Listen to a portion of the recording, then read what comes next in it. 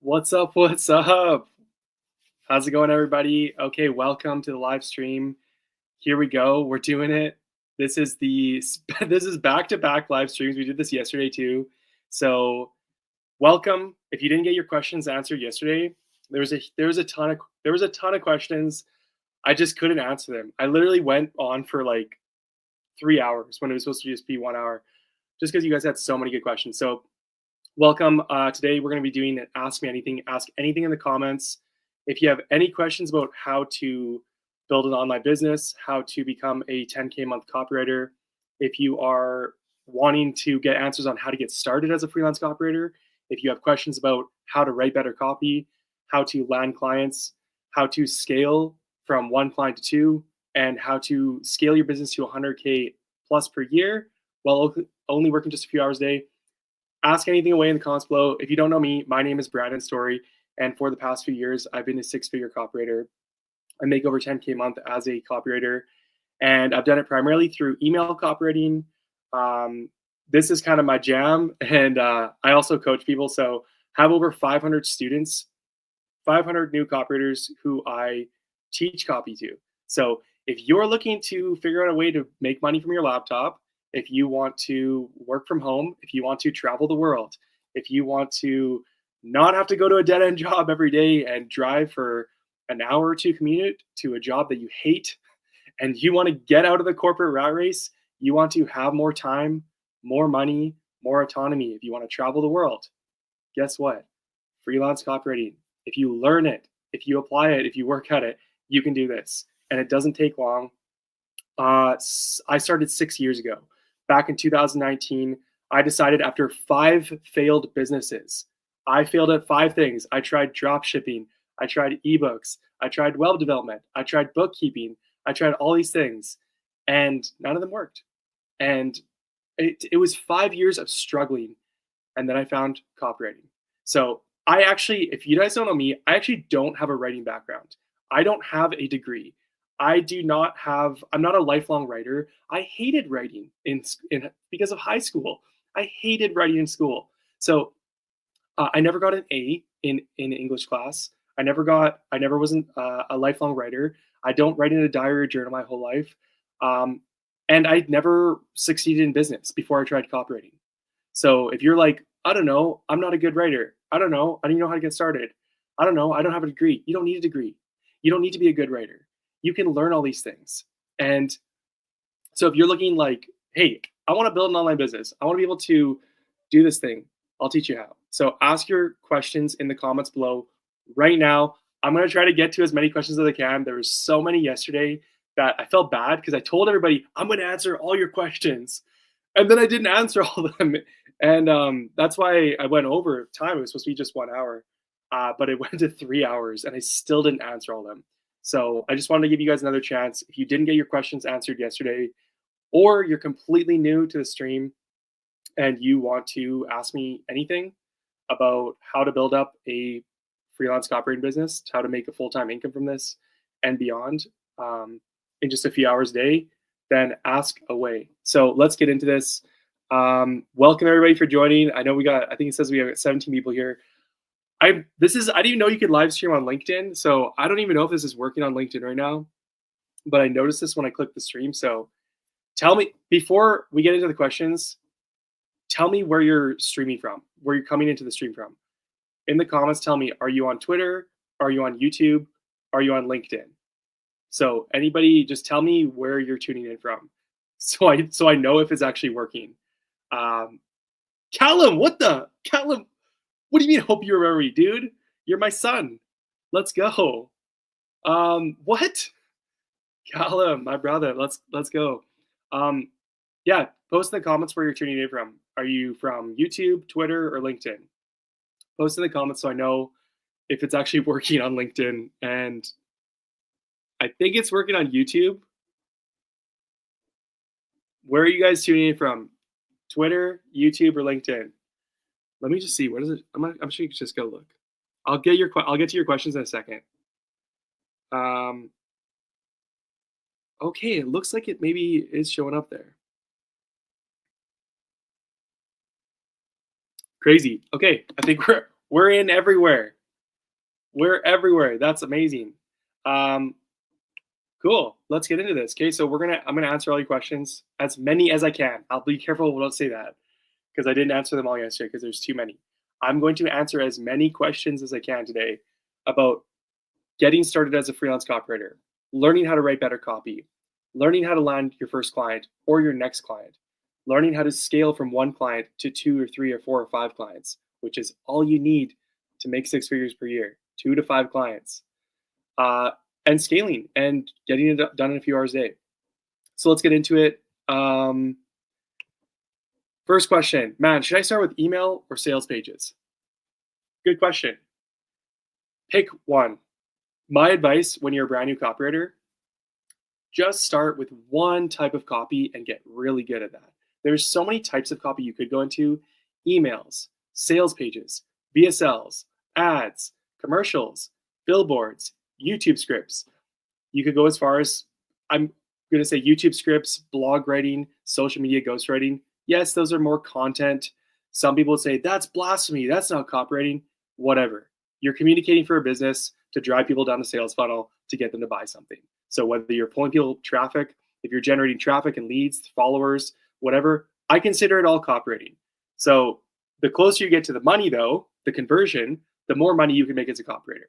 So if you're the guy writing that sales page for a high ticket thing for $5,000 hot tubs, I don't know why I used this example yesterday, but $5,000 hot tub, and you're the guy writing a sales page, like, you're going to make the most money because you have the closest impact to the point of someone putting their credit card information in and actually making a purchase, versus the person who's doing emails is slightly further away. You can still make amazing money with emails though, versus the person who's doing blog posts, YouTube script writing, or social media ghostwriting, where you're top of funnel and you're pulling people, you're generating traffic through organic content. You're furthest away from a sale. So there's the lower income potential, but you can still make 6 figures per year doing any of these things, because businesses need to communicate with their audience. This is why AI even is never going to take out copywriters or whatever. It's because AI can help you communicate better, but it won't communicate for you. It won't be the person who can live out a human experience and apply that and nurture people, right? You can use AI to help you in the process. You can use AI to help you research, help you edit, those kinds of things. And the copywriters who learn how to use AI, it's not that AI is going to wipe out copywriters. The copywriters who learn to use AI will just dominate and do way better because they're going to get more stuff done in less time and make more money and have more leverage. So back to the question, emails or sales pages? This is up to you. I want you, if you're not sure which you should go into, just consider those things like, what is your life going to look like as a sales page copywriter? Because I can tell you right now, if you want to make really good money as a sales page copywriter, first of all, you have the highest income potential as a copywriter if you do sales pages. The reason being is because there's sales pages that generate $1 million a year in revenue. If you can come in and create a new sales page for a business who generates $1 million a year, and let's just say your new sales page pushes that conversion up by 50%, and all of a sudden they're making $1.5 million per year, how much of that extra 500,000 will they give you? Roughly 10 to 20% is pretty normal.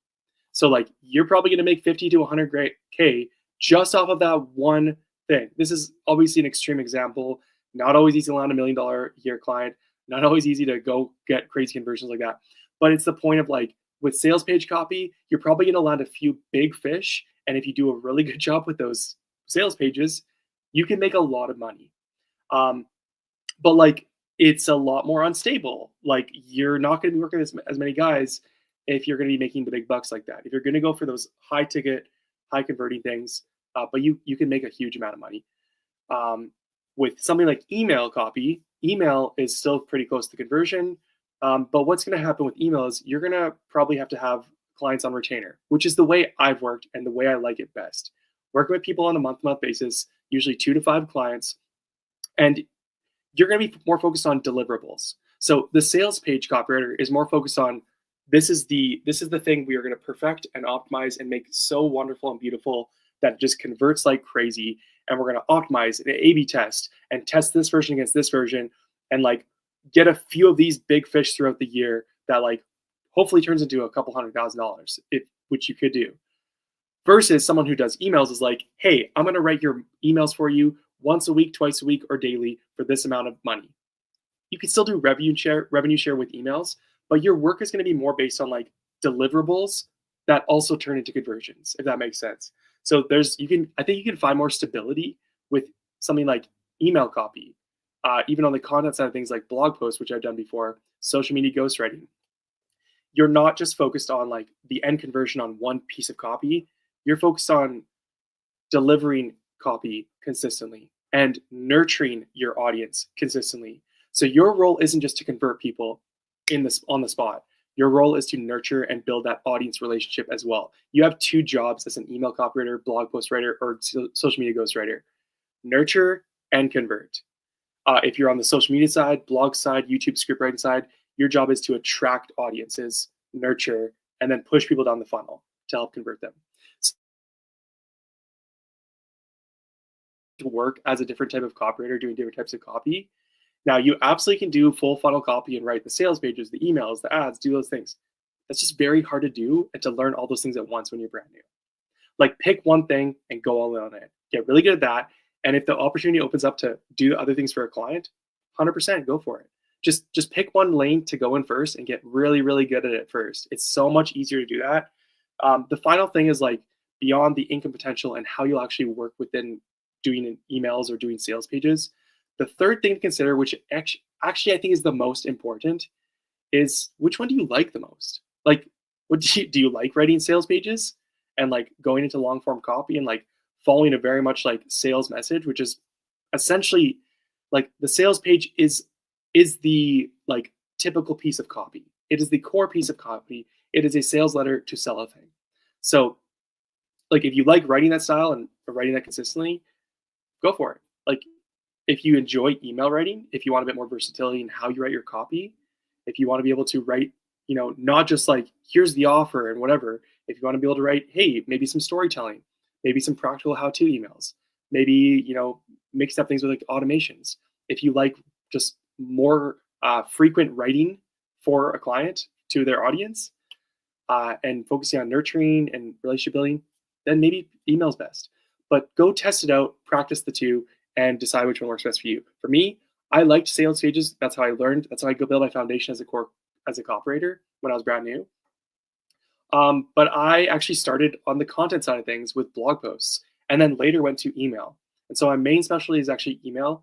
I like writing emails more than sales pages because I think they're more versatile. I can go write an email that's just like, hey, what's up? Here's my latest video. Or I can write that one that's like a sales page and like straight up, here's the offer.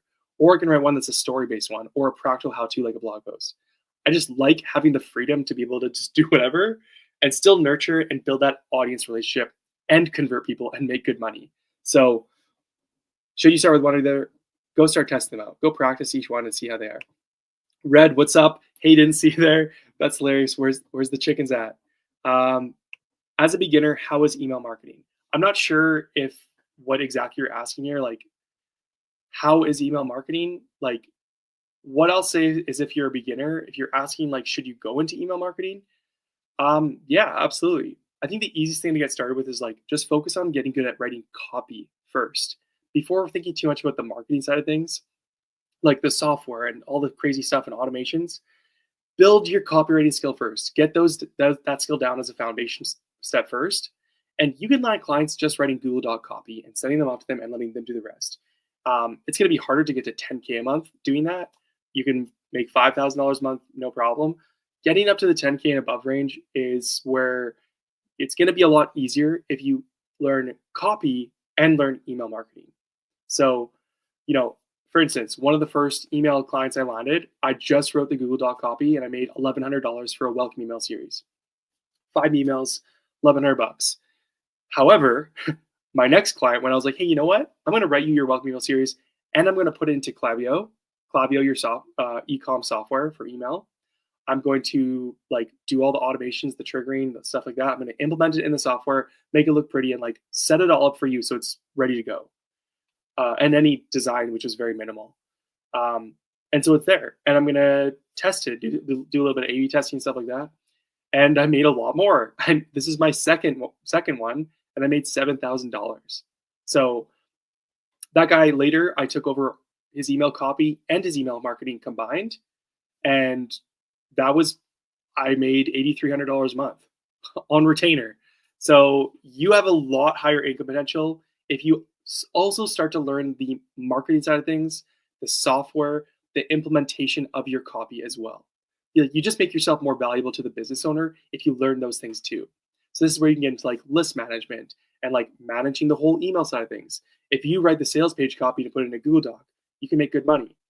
If you take that sales page copy in a Google Doc and like throw it onto and like make the sales page come to life on Go High Level, ClickFunnels, Kajabi, and or any other landing page builder, and you make that thing live so people can actually look at it. It's designed and put together pretty decently so it looks professional. It's clickable. It starts getting conversions. People can click buttons and all of a sudden they pay money. You make yourself more valuable to the business owner. So start with learning copy first. Learn how to write the emails. Learn how to write the copy in a Google Doc. Get good at that. And then focus on building the email marketing skill. It will make yourself more valuable as a copywriter and you'll make more money. Sometimes I just look blank at Doc's screen. Okay, so you're saying you deal with writer's block. No problem. That's every single writer on earth deals with this. Every single copywriter sometimes deals with this. It's like, what the heck should I write right now? Couple things. If you're a brand new copywriter, if you're totally brand new, don't worry about what you're writing. Just write. Get your skills up. Go practice writing for an hour and just write anything. Don't try to write copy and do whatever. This is power writing sessions. Wake up in the morning, set a timer for 30 or 60 minutes, open up a Google Doc and just free write. Write about your thoughts, your dreams, your goals. If you want a prompt, what's your most favorite childhood memory, most embarrassing moment? What's like the number one mission and goal you have in life to achieve? Just give yourself a prompt and just start writing. If you are focused on now, that's step one for building your writing foundations. If you're not focused on getting good as a copywriter and writing copy, go look at copy that you see online, right? Go look at copywriting and go rewrite it and make it better. So don't start from scratch. Go look at copy that's out there and rewrite it. One of the best things to do for practice is actually look at OG sales letters and ads. Look at the best sales letters and ads, the best copy of all time that's converted the best, and just literally copy it word for word by hand.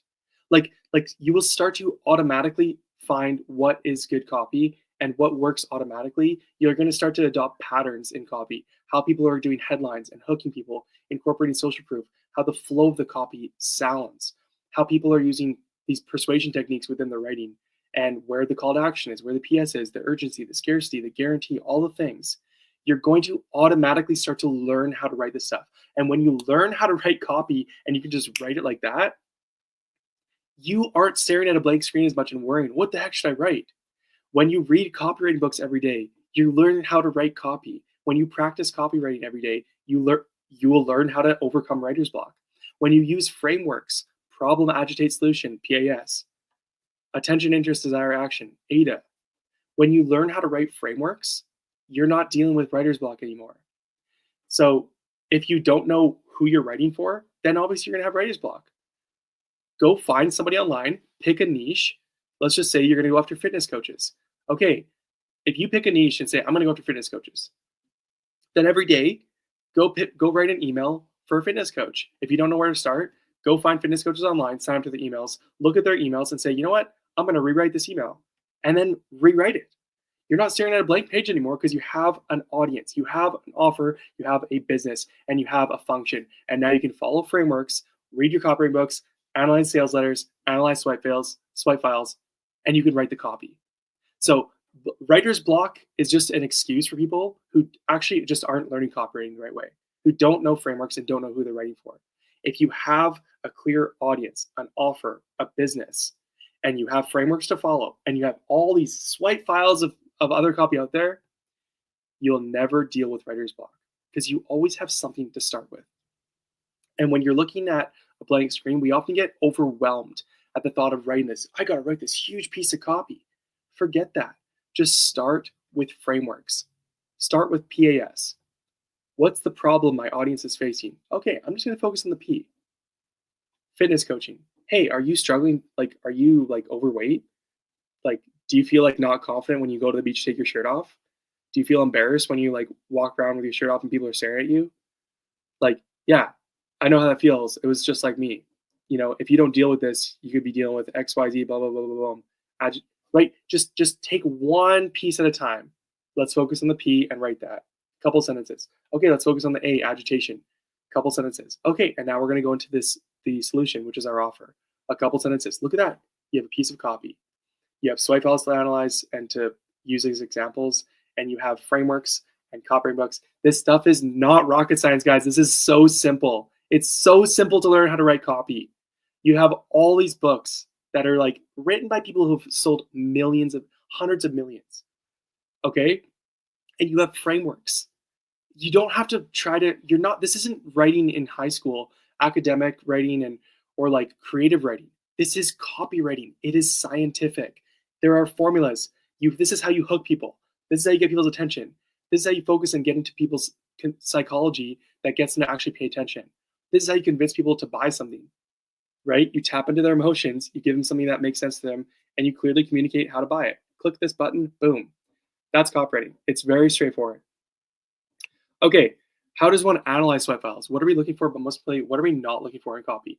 Okay, how do you analyze swipe files? This is the best place to start. Okay, by the way, if anyone doesn't know what a swipe file is, a swipe file is just a collection of copywriting samples that have gone live and that have generated sales. So this could be sales letters, ads, sales pages, emails, like whatever. And it's just like a collection of them. So it's a big folder of a whole bunch of ones that are high performing ads and stuff like that. That the purpose of keeping a swipe file is to be able to learn what good copy looks like, and to be also to reference when you need some inspiration for dealing with that blank page or writer's block, to get some ideas with. So what do you want to analyze? And if you guys don't have a swipe file or don't know where to find one, I can comment below swipe file, and I'll send you it later, or DM me swipe file, comment swipe file below wherever you are on the stream, and I will send you my free swipe file, which has 73 classic sales letters and ads. It's the $2 billion swipe file. It has the greatest ads of all time that have generated over $2 billion in sales. So if you want to like learn how to write good copy, really good idea to go to these and study them and hand copy them. So how do you analyze swipe files? The best place to start is literally just look at them, get a piece of paper and a pen, and write them out word for word by hand on a piece of paper. This is called copy work or hand copying sales letters. Like, it sounds so simple and like this is kind of dumb, but it works. Go find copy, get a piece of paper, get a pen, and write down what it says on there, word for word. You want to write the same words that other people have used to sell millions. And just start by writing. Don't worry about analyzing and why is this working so well at first. Just focus on writing these out. First couple of days, just start writing them out. After a few days, start analyzing it. What should you analyze? Start analyzing the different elements that you're learning how copywriting works from books like Adweek Copywriting Handbook. Okay, where is this? Is this following ADA? Is this following PAS formula? How's the headline? Why does this headline work so well? Start there. The headline is the most important piece of the copy. Start with the headline. Why is it working so well? Why is it hooking me good? What's with the subheadline? What about the intro and the lead? Okay, why is this working? How's the flow? How's the spacing? How's the conversationalness of the copy? Where's the social proof? Where's the urgency? Where's the scarcity? Where's the offer? Where's this call to action? Look for the different elements in the copy. Got something in my eye. Look at what are the different elements of copy here at play, and why are they working? Where are the features? Where are the benefits? Try to look for the different elements that should be in copy. Features, benefits, offer, call to action, headline, scarcity, urgency, bonuses, PS. Like, look for these things. And you know, what are we not looking for in copy? Don't worry about not looking for something in good copy. Just focus on good copy, analyze those swipe files, and focus on what they're doing right. And you are automatically going to learn this thing and how to write better copy. Okay, Blackvision says, Brandon, how do you think AI can help with research? Because most time its research is baseless, means doesn't hit emotions. This is the thing about research. AI can help you like gather data, gather information, and give you like breakdowns of stuff, and it can pull information for you, and it can summarize it, which is awesome. The thing that AI won't do for you in terms of research, so that's how you can use it. It's like, hey, tell me about like, give me a breakdown of like the needs and wants and pain points and desires of men in their 40s who are looking to lose weight, because that's my client as a fitness coach who serves men in their 40s who want to lose weight. Tell me about their wants, needs, desires, pain points, and all the triggers that whatever. And plug it into ChatGPT or Grok. Grok's really good. It's probably better at ChatGPT with a lot of things at this point in time. And see what it comes up with just as a baseline. But the best thing you do, like what AI cannot do for you in the research phase, is incubate and marinate with the research for you. You have to sit in the research. You have to soak in the research. You have to let it incubate. You need to spend time, literally hours, in the research, looking at the product or service that your client is offering, looking at the client themselves and the business and what this business is and the brand story and the background, why they started, the mission, the tagline, their purpose, all these things, and looking at the audience, reviews, testimonials, emails back and forth, customers, social media, comments, bad reviews, good reviews, looking at competitors, looking at their products and services, looking at their reviews, good reviews, bad reviews, looking at what things are standing out in the copy.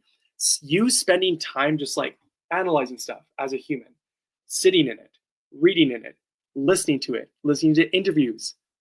You want to know what one of the best research tools you can do is if your client has interviews or sales calls recorded that you can listen to between them and their customers. My goodness, that is gold as a copywriter, to sit and listen to sales calls and what has sold people face to face. That is the same things that will sell people with the written word. So if you just literally just like sit and listen to sales calls that your client has had with, if they have sales calls with their customers, and if they don't have sales calls, if they have any interviews, things like that they've done, my goodness, it is gold. Spending time in the research, that's how you overcome writer's block. You just spend time sitting in it, and you will automatically just start to understand who's my audience. How does the product connect to them? What's the thing in between? The words I need to say to make this happen, to make the money, to convert them, to give them the thing they want and they need, and to obviously make money in the process. That's how I would use it. So Freddie IQ says, I'm a complete noob. What do I offer when I'm copywriting for people? For example, if I'm pitching business owners on writing emails for them, how do I land a client? Okay, what do you actually offer if you're an email copywriter? Okay, so you want to go approach people. This is a really good question, actually, because a lot of people will be like, okay, I'm going to go outreach. Let's DM people and let's land clients. And hey, man, do you want this XYZ?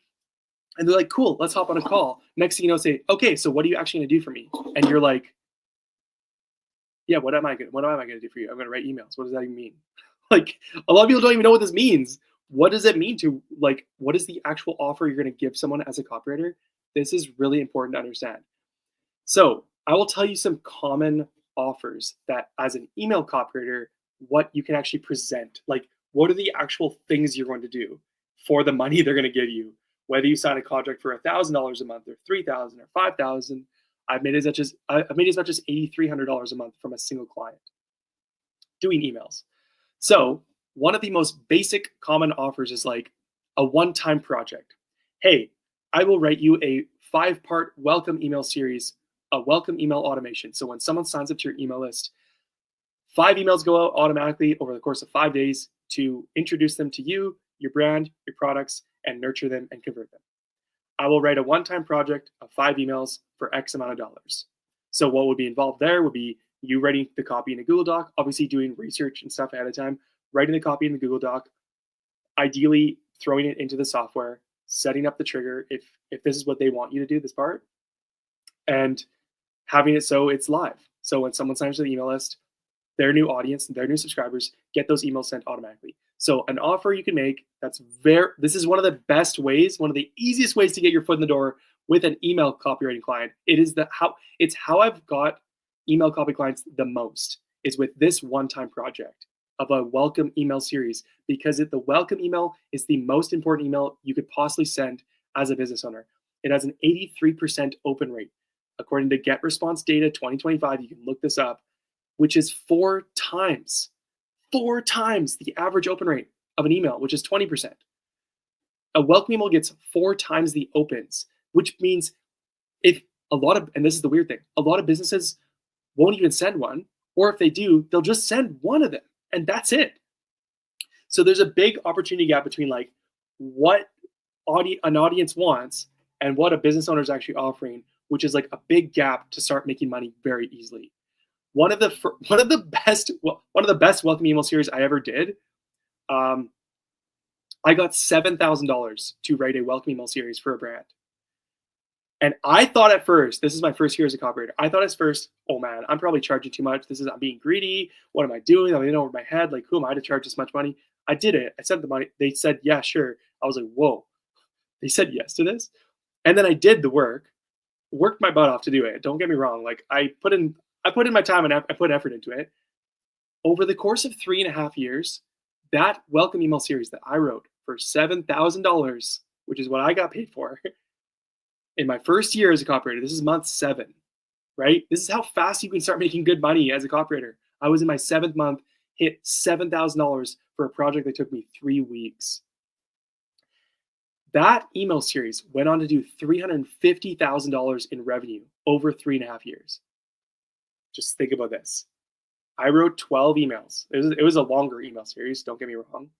I wrote 12 emails for a business that turned into $350,000 in revenue for the time that it ran. And the crazy thing is, I didn't even do any A/B testing. I think I did like very minimal A/B testing on like the subject line once or twice. I barely even touched it. And I look back and I'm like, oh man, that piece of copy is so cringe. I could make a way better series now.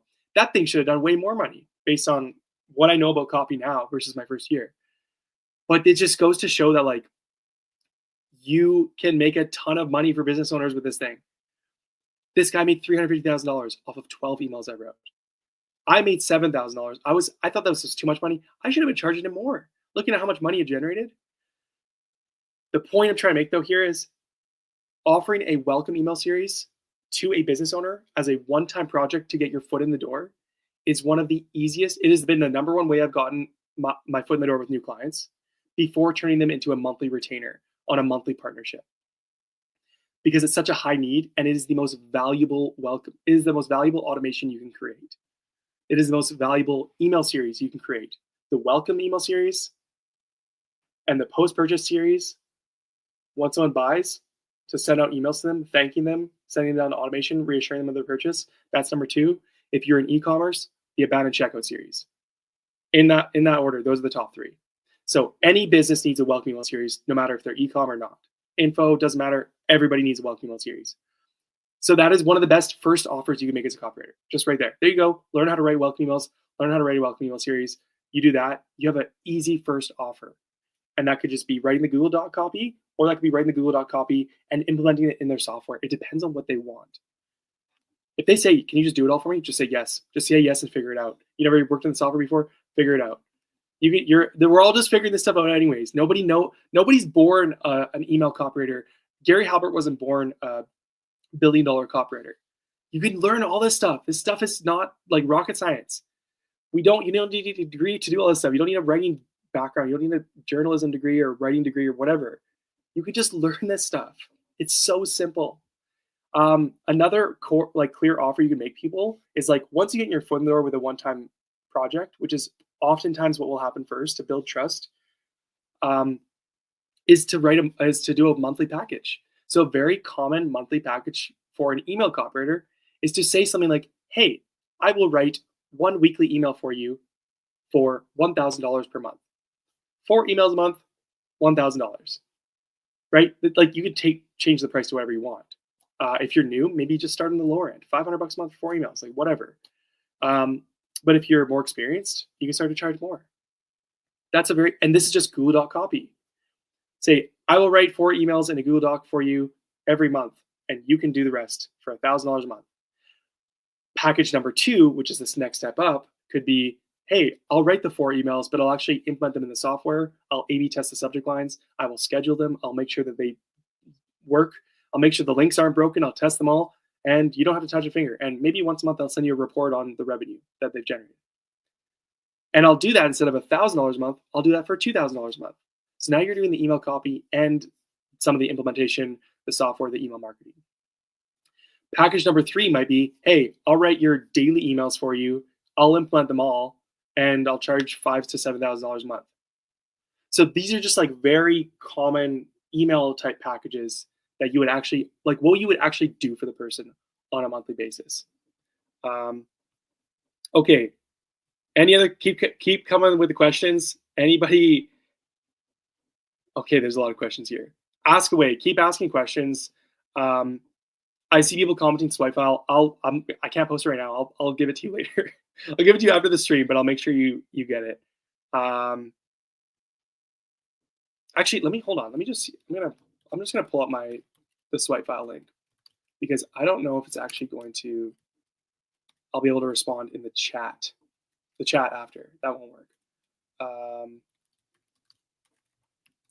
Let me get the link quickly. If you guys want a swipe file for free, I'm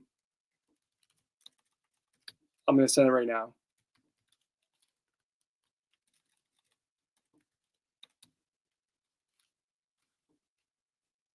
There. Okay, hold on. There it is. Let me pull this up.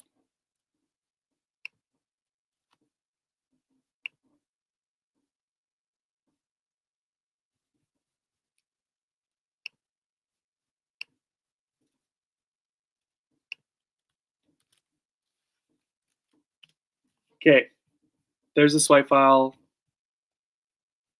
I don't know if you can click this depending on what platform you're on, but yeah, it's kind of a dumb long URL. But let me actually see if I can go to YouTube quickly. I know because a few of you guys are asking for the swipe file. I'll just put it here. I'm going to put it in the YouTube description quickly. Just give me 1 minute. I have to go to YouTube now and do all this stuff. So if you want to learn how to actually learn copy from the legends, get this swipe file. It's free. I have 73 of the best classic sales letters and ads of all time. So like Gary Halbert, David Ogilvy, all the legends, all their top piece of copy, they're in here. So this is the easiest place to start if you're like, hey, how do I actually learn copy? How do I do this stuff? How do I get started? Go look at really good copy and study it. Hand copy it. Just write it out word for word every day for like 15 to 30 minutes. And you will automatically learn this stuff. Like it will be automatic. You don't need. Okay, I'm putting the link in the description.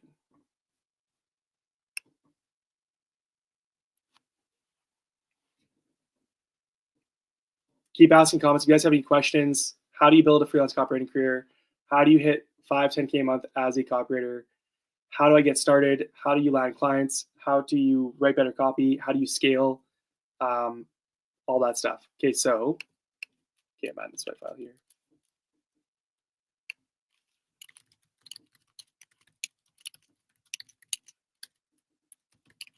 Okay. You can check the description if you're on YouTube right now. Just check the description, and I have the link to the free swipe file right there in the description now. So that is updated. Let's go on to the next question. Here we go. Okay.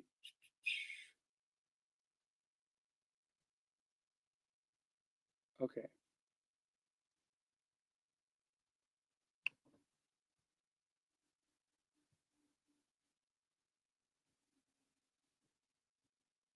Let's see. Okay, I think this is the next question.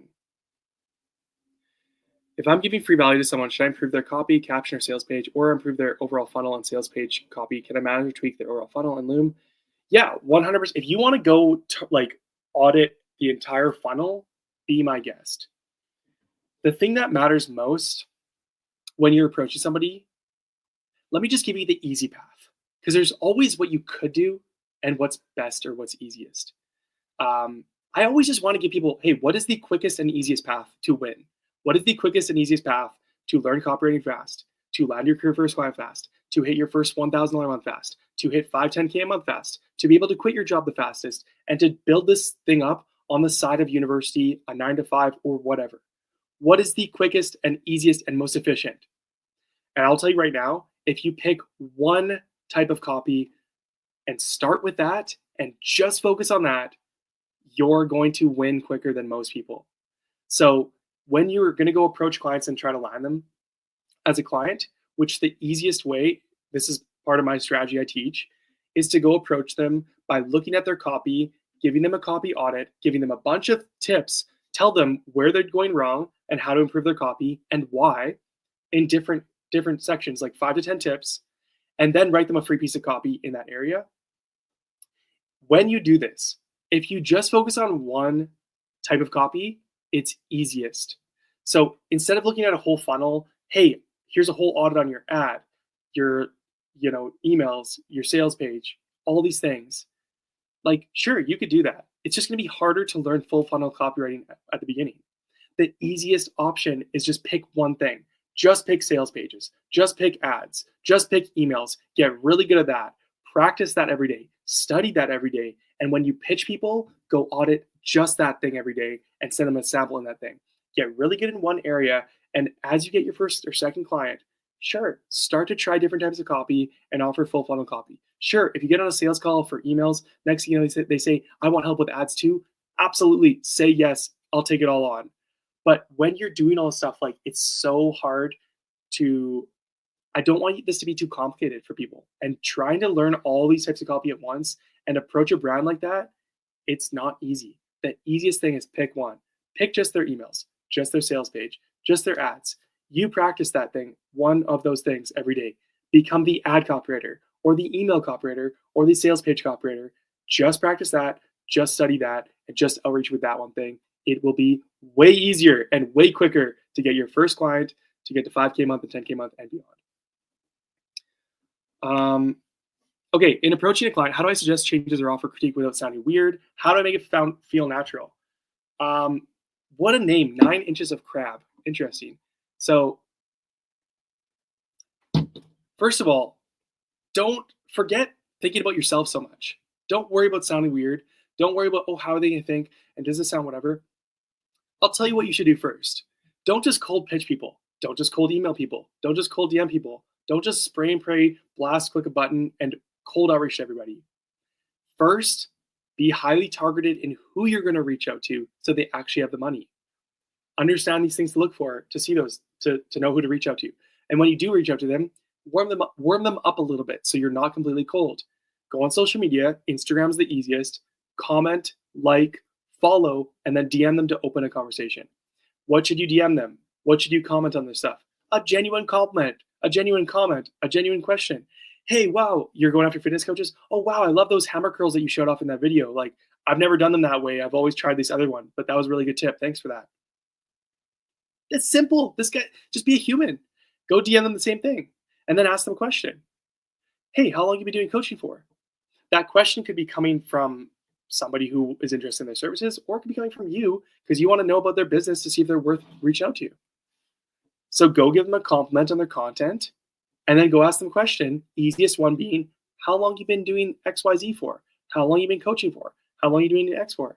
And push for that. Once they reply, guess what? Out of 10 people you DM, maybe 1, 2, or 3 of them will reply. So expect to get most people ghosting you. Just know that ahead of time. If they reply, when those 1 to 2 out of 3 out of 10 reply to you, then the next thing you want to do is send them a pitch because you're out of message request. You don't want to send people high value bombs to, the sniper bomb to, who aren't going to see it. Like, it's very simple. This is why you shouldn't cold email people. Most people just click delete. The vast majority right away. Social media, at least they can see you're a real person through your social profile, so you get higher response rates. So how do you suggest changes or offer critiques without sounding weird? How do I make it feel natural? Just be like, hey man, I just like to check out your website. Love what you're doing. Love how you're helping guys achieve XYZ or whatever as a fitness coach. I just noticed a couple things with your email copy that's hurting your conversions that you could be doing a lot better. Some quick fixes. Here's a couple of quick and easy tips. Number 1, do this because of XYZ. Number 2, do this because of XYZ. Number 3, do this because of XYZ. I actually wrote you a full audit and a free sample. Here's the link. Check it out. There's the Google Doc. And then in the Google Doc, say, here's how to improve your conversions. And here's why. Here's the next tip. Change this. And here's why. Here's the next tip. Change this. And here's why.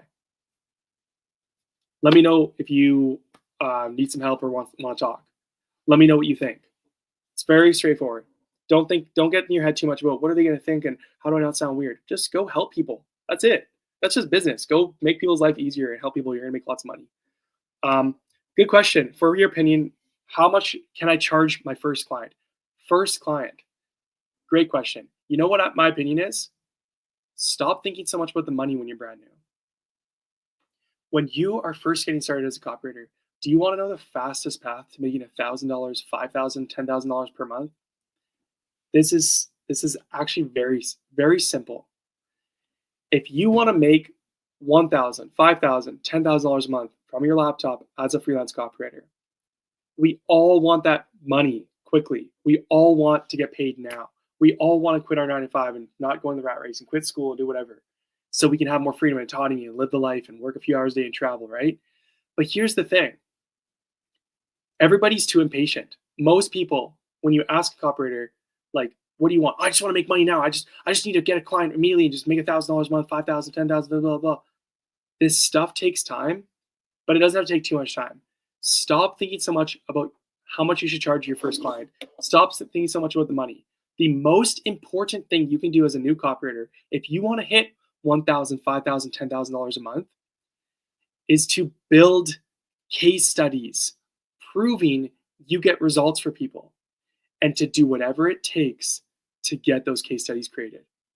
Do whatever it takes to land a client, to create a case study, because the key to making $1,000, $5,000, $10,000 and beyond per month is case studies.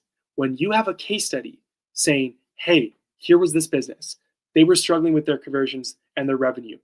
They needed to help generate more sales and make more money. So I started working with them and I wrote these emails.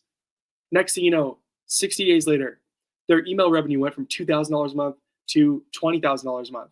And now they're making an extra $18,000 per month with emails because of my work. Like, I can help you do the same.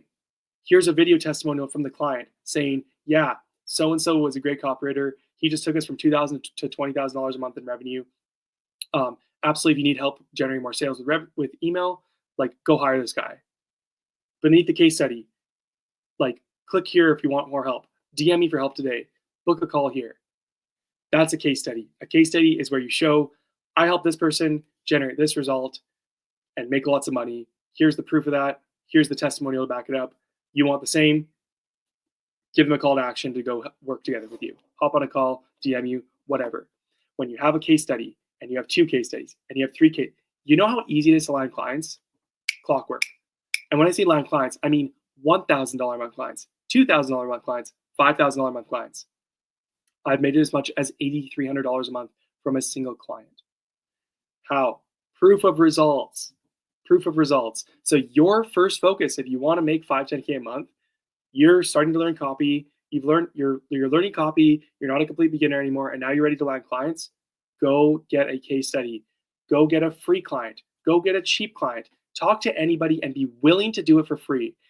I told the story yesterday, but if you guys don't know, if you guys know Alex Hormozy, this guy, his very first business, he started with personal training. He was a fitness coach.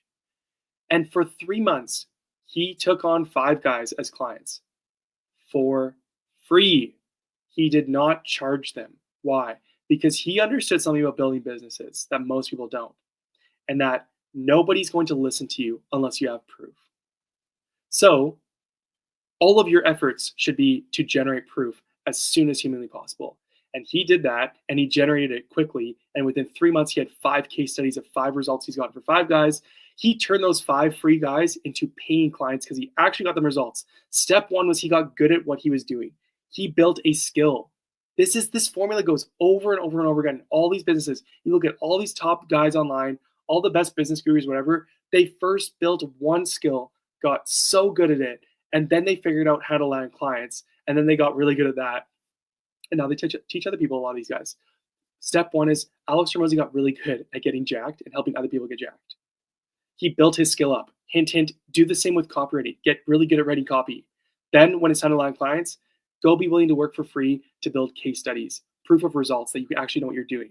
Because at the end of the day, business owners don't care about hiring writers. They don't care about writers. They care about money. They care about having more time back. They care about having more peace of mind and less stress. So if you as a copywriter can go say, hey, I'm going to make you more money, give you more time back, and make your life stress-free. And here's how I'm going to do it. Emails, just like I helped with Bob, Joe, and Sally. And I helped all their businesses grow. You want the same? Cool. Click here, let's hop on a call. You don't have to twist anybody's arm when you have proof. Alex Hormozi built a proof for 3 months. He devoted 3 months of getting paid nothing, working for free, undervaluing his services. That's what people will say. It's so stupid. This guy worked for free for 3 months. But what happened at the 3-month mark? He instantly had 5 paying clients, and all those guys referred new people. And eventually he built his own gym. And eventually that turned into 5 gyms. And eventually that turned into Gym Launch. And eventually that turned into a $100 million man that he is today. So don't think you're above free work. Don't think you're above cheap work. You need to do whatever you can to get a free client, to get a paid client, to get any client, and to build and to use that as a test project to generate results. Once you have those results, be my guest, go for the money. Go for the money. Go get that $1,000 client, $2,000 client, $5,000 client, $10,000 client. It's possible. But trying to get that $5,000, $10,000 client without proof is just like you're wasting your time. You're going to end up frustrated, right? I hear guru advice online all the time. It's like, bro, you just need to send 50 more cold DMs a day. Bro, you just need to use this automation tool and just like, you got to just outreach to more people. Like, this is so crazy. You just need to learn how to, like, you need to fix your sales skills and like learn how to get on sales calls and like twist people's arms and convince them to buy. No, you don't. You don't need to do any of that stuff. That's crazy. What you need to do is get proof that you're not a crazy person but you can actually make businesses more money and do whatever it takes to grind and eat dirt until you have that proof. And the golden thing is once you have that proof, you're in the money. It's so easy. It's so easy to make 5, 10K a month beyond once you have that proof. So go get the proof. Go to your next door neighbor. Go to your friend. Go to your family. Go to your coworkers. Go to your local business down the street. Go to someone from your church. Go to somebody you know in real life. Pitch them, help them out in their business, get some results, get some proof. Then go online. Go pitch people online. Bring that case study forward. Sniper bomb them. Send them an audit and sample and drop the case study and say, hey, you want the same results that I just got for Bob down the road? I'm helping them make an extra 20K a month now. You want the same? Click here. Let's book a call, a talk. That's how you do it. Now, when you do get into the money, you do have a case study. You are like, how much should I charge? How much do you want to make? That's kind of where to start. Is like, how much money do you want to make? Put down a number you want to make. If you're absolutely like, I just need a number to start with. Okay, sure. You want to start writing email? We'll just say email copy. Charge $50 to $100 per email you write. If you just want a number, just start there. Just start there and go from there. Just start with that. Start at $50 to $100 per email, and go with that. But once you have a case study or 2 or 3, like if you have one case study showing you got like juicy results for somebody, go charge $1,000 a month minimum for anything you offer. Even if it's 4 emails a month, okay, charge $1,000. They want 8 emails, charge $2,000. They want it all implemented and they want 3 emails a week and you do all the software and whatever, charge 5, 8K, it doesn't matter. Like, go look at their business, go look at your offer, and go analyze how much revenue they have and start charging more based on the impact of your copy. Someone asked, if you're making so much money, why do you need to sell a course? I don't need to sell a course. I like selling courses. I like coaching people. If you're specifically asking, hey bro, if you're making so much money as a copywriter, why? I don't know. Why are there teachers? Why are there professors? Why are there people in this world who teach other people how to do stuff? I don't know, because it's fun and you can make money from it. I love teaching. I love helping people. I love coaching. I thought I was gonna be a teacher when I was a kid. I actually was planning on becoming like a middle school or high school teacher. That's what I thought I was gonna do with my career. I like teaching people. I like explaining concepts. probably one of the reasons why I went into blog post writing first before emails is because blog post writing is much more instructional and teaching people step by step like tasks and skills on how to do something, which is probably why I liked it the most to start. Why do I sell a course? I think I know how to teach people things and it's fun for me. And yeah, I'm not going to sit here and be like, I'm doing it for free and charity. Yeah, of course I make money off of a course. Of course I make money coaching people on how to make freaking $100,000 a year in income as a copywriter. Like, I'm so glad I invested $5,000 into my copywriting education the first year. I'm so glad somebody sold me a course on this because it was really hard to learn. You know what I wish when I was brand new? I wish I had access to? I wish there was more coaches when I first started because it was just courses. And don't get me wrong, you can learn a ton with courses. But there was coaching was so hard to come across. If you did, it was like very restricted and super, super expensive, like over 5 to 10K for most like copywriting coaches if you wanted to do work one-on-one with them. I wish there was more copy gurus and coaches out there when I first started, but there was just like not a lot of that. I had to figure out a lot of things on my own. And so part of the reason why I do what I do today is like, and by the way, I write copy for clients still, in case you guys are wondering. I still do it because it's fun and I make really good money from it. I just also sell a course and coach as well. I wish I had somebody that I could have just asked questions to, just like this. I wish I had somebody that could have reviewed my copy, which is what I offer through my coaching. I wish I had somebody that I could just ask questions to in the day-to-day that like just random things. I'm like, how does this work? What I actually offer people? Like, should I go into emails or sales pages? How do you actually do this stuff? Where do I get started? How do I land clients? Like, I didn't know any of this stuff. I had to piece it all together and buy a bunch of courses and the copywriting books and kind of figure it out on my own. I wish there was more copy coaches when I first started because I would have joined coaching. That's what I would have done because I invested 5,000. Might as well put it into like a proper like coaching and guidance that was more direct access to somebody. I mean, the courses worked, but yeah, why sell a course? I don't need to sell a course. I want to sell a course. I want to coach people.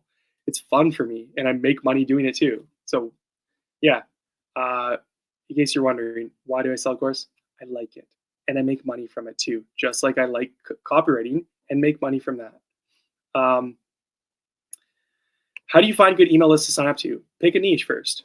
Like the best thing to do is when you're brand new, pick one industry and get really good at it. This could be like fitness coaches or finance software or real estate agents, like, or dog food companies. Like pick one area when you're brand new, one niche, and get really, really good at it. How do you find good email lists to sign up to? It all starts with the niche. When you know who you're writing copy for and who you're targeting as a client and their audiences, it gets really, really easy to figure this stuff out. Okay, if you're going to go after dog food companies, guess what you're going to go do today if you want to find good email lists to sign up to?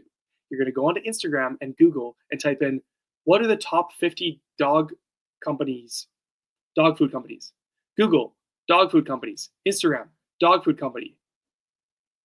Dog food, hashtag dog food. And you're going to go through the list and click, and sign up to all of their email lists. And maybe you want to create your own new personal swipe file email so all these emails are organized in one place, and you're going to be on all their email lists. And now in your inbox, every day, you're going to have like 15 to 50 new emails from dog food companies that you can analyze, swipe file, get ideas from, and use as inspiration. So there you go. Pick your niche first so you know where to look for your email list. Ready. I'm a beginner. How can I practice copywriting? Step 1, start writing every single day. Open up a Google Doc in the morning before work or school. Set a timer for 30 or 60 minutes and just write. Don't worry about copywriting yet. Just get your general writing skills up to speed. So this means you need to start practicing your and working out your writing muscle. Just like if you want to get big arms, you're going to do bicep curls. Okay, if you want to get good writing arms, go write every single day. Start with writing. Don't worry about copy yet. Just practice writing. Write your thoughts. Think of this like a journal or a diary. Just write whatever comes to mind and don't stop writing. Don't try to edit. Don't think too much about it. Just let the words flow. Just free write. If you want a prompt to get started, what's my favorite childhood memory and the most embarrassing moment? What's my biggest dreams and goals in life? And just start there. Just start writing for 30 to 60 minutes every day, first thing in the morning with that. Do that every day. After a few days or a week or whatever, then do that and also start practicing actual copywriting. How are you going to do that? You're going to read copywriting books. Go buy Adweek Copywriting Handbook by Joseph Sugarman. It's the best beginner book to start with. Go read that, take what you learn, and start writing copy in frameworks.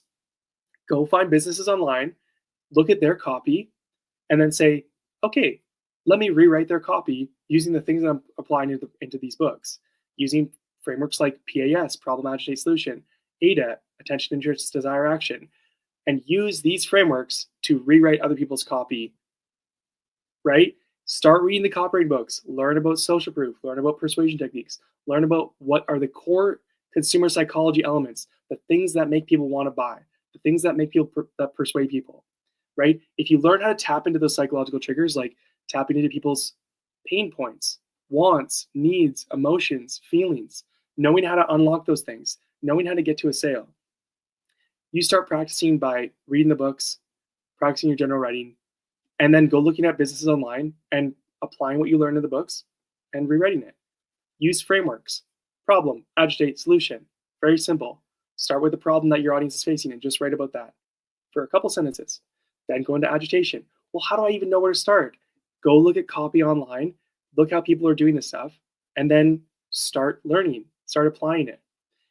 From there, go look at the best sales letters and ads of all time. If you're on YouTube, I think you're on YouTube, go to the description of the YouTube video, this YouTube live right now. I put in my free swipe file. I have 73 classic sales letters and ads. You can get it for free. And these are pieces of copy that have sold billions. Go every single day, take a piece of paper and a pen, and write it out word for word by hand. Don't try to do anything to it. Don't tweak it. Don't optimize it. Just write it out just as is. You are going to automatically start to learn copywriting, how it flows, how to hook people, how to do headlines, call to action, social proof. Start there. After that, where do you go from there? Pick a niche and pick a specialty. Ad copywriting for real estate. Landing page copywriting for finance. Email copywriting for SaaS. Pick a niche and a specialty. Go sign up to email lists and go sign up to start swiping copy in your specific lane and practicing.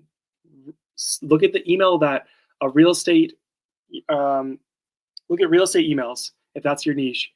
Go look at one today and rewrite it, make it better. Take what they have and apply what you learned with copy and make a better email. That's how you go from there. Then you're going to start reaching out to real businesses, doing the same thing, writing an audit for them and writing a full sample, applying everything you learned along the way to that. If you want to get get your skills up to speed the fastest, then get feedback from other copywriters on your copy. Get someone else who's gone where you want to go to tell you what you're doing wrong with your copy and how to improve it, like a teacher in school. But instead of learning academic writing that isn't going to do anything for you, learn how to write copy that's going to make you lots of money from somebody who knows how to do this. So go find other copywriters, ideally somebody who knows what they're doing, has results, and makes money from this, and learn from them through a coach. I offer coaching. I have 2 spots left in my one-on-one coaching for August. If you guys are interested in applying to my coaching program for August, 2 spots left. We start this weekend. You can comment August below or DM me the word August, depending on what platform you're on right now. If you can't afford to hire a coach to get feedback on your copy to help you practice better, go just find any other copywriter who's in the same shoes as you, in the same boat, and at the very least get accountable with another copywriter, your peer, because you're going to see things that other people, it's not the best thing you do because you want someone who's actually good to give you feedback ideally, but at the very least get another copywriter to review your copy and you review theirs as you both learn together. That stuff, you do that stuff every day. Read the books, hand copy sales letters, practice power writing sessions, get people to give you feedback on your work. You are going to get so good at writing copy so fast if you devote an hour or 2 to that per day. Your question of following the question of sales page, do I need to make a whole website for them? Depends. If you are one to audit someone's business and land them for writing sales page copy, then it depends on what they want and what your offer is. Do you want to write their website copy, and do they want you to do it? It completely depends on what you're willing to do and what they have a need for. So that's up to you. Again, I would suggest picking one copy specialty and staying in that one lane. So just pick sales pages, or just pick web copy, or just pick emails, or just pick ads, and get good at that and audit that and offer that.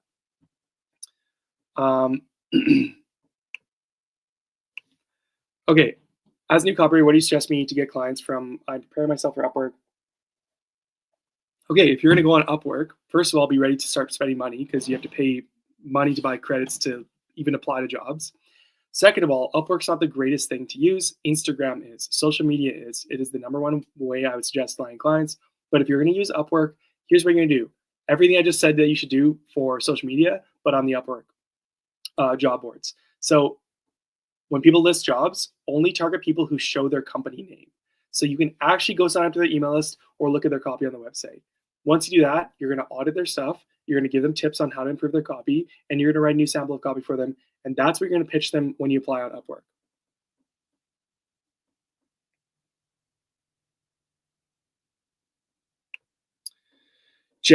Jinx says, I'm 19. I have unlimited time to study copywriting right now, and I love doing it. I have no expectations at the moment, so I can stay consistent. Realistically, is it possible to make money by year's end? Dude, that's awesome. If you have the time right now, my goodness, you're young. You have the time to devote to this skill. And like, there's less pressure from like bills and wife and kids and like all the pressures of life in a 9 to 5 or whatever. Like, dude, go all in, like 100% devote as your entire day to learning copy. Now, I would say try to have a part-time job too, at the very least, if not a full-time job, just to get money in, right? You still want to make money. You don't want to just sit on your butt and just study and write copy all day to build up your business. Go get a job first, even a part-time job to make money. Like the social skills and the soft skills you build from just like being around other people still, it's very, very important. So go, if you don't have a job, go get a part-time job at the very least, if not get a 9 to 5, just to be around other people more and to get your social skills going, because you're going to be probably talking to clients on a call to land them. So make sure you're talking to people in the day-to-day. Next to that, yeah, absolutely, you can make money by year's end. You can make money in the next 30 days with copywriting.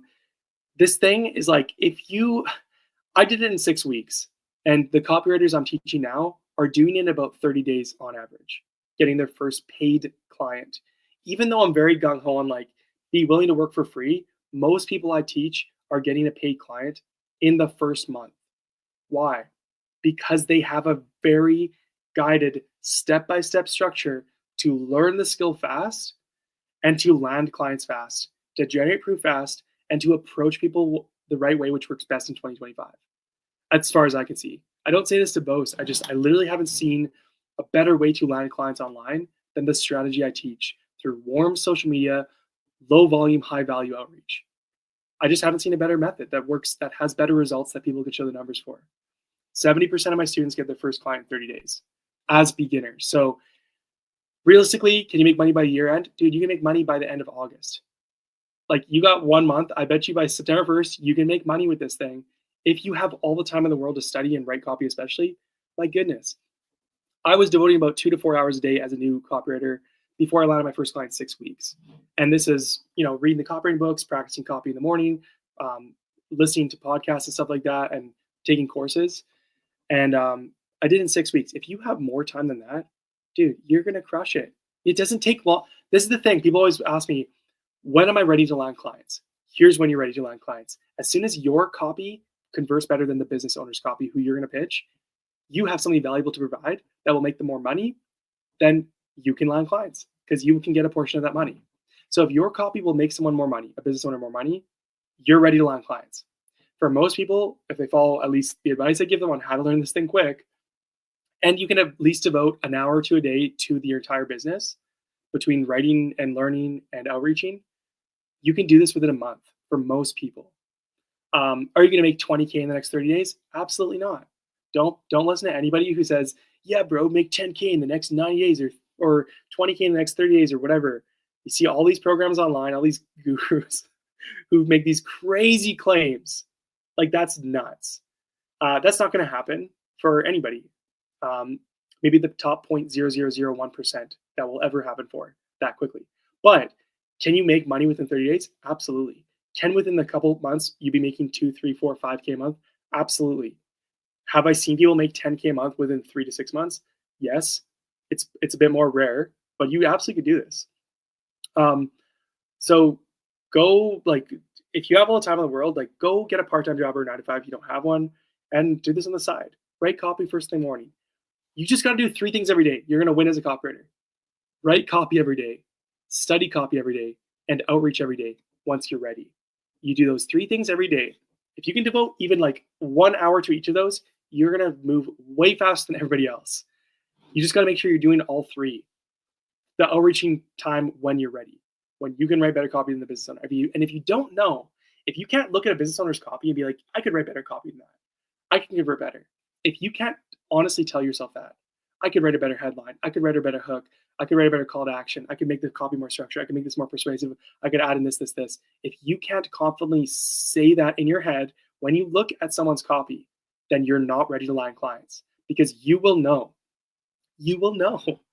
You'll know. If you're studying this thing day in and day out, reading the books, getting the courses, writing the copy, studying the sales letters and stuff, you're going to know if you're going to write better copy. So when you know you can write better copy, which most people can do within 30 days, most people, you study and practice for at least an hour or 2 a day, within 30 days, you should be better than 95% of business owners at writing copy, because they're not reading the books and studying this stuff and practicing. They're just doing the bare minimum to just get their product and service out there and communicate. So you can move fast. If you devote yourself to this, you really can move fast and make good money quick. Okay. Oh, good question. How to not have sales call phobia. Okay, sales calls. Beautiful topic. Great thing to figure out how to do. And a lot of people are scared of this. A lot of new copywriters are scared to do a sales call. They're scared about sales in general. First step to make sure you don't have sales call phobia, get good at writing copy. Do you want to know the best way to not be scared with anything to do with sales in any business? If you don't want to be scared to sell, believe in your product or service. I used to do door-to-door sales for 3 months. Door-to-door sales, 100% commission, selling internet and TV and phones. I did this before copywriting for a couple months, and I learned a lot about sales in the process. It was the scariest job ever. Door-to-door, knocking people's doors, selling them internet, and like getting my doors on my face, FUs all day long, like people calling me a scammer and like yelling at me and swearing at me. One thing I learned that was the best thing I learned about sales is the more you believe in your product or service, the easier it is to sell and the less scared you are. The more you believe in your product and service, the easier it is to sell. Selling is just automatic. It's automatic. So how do you believe in your product or service as a copywriter? You are selling yourself as a copywriter.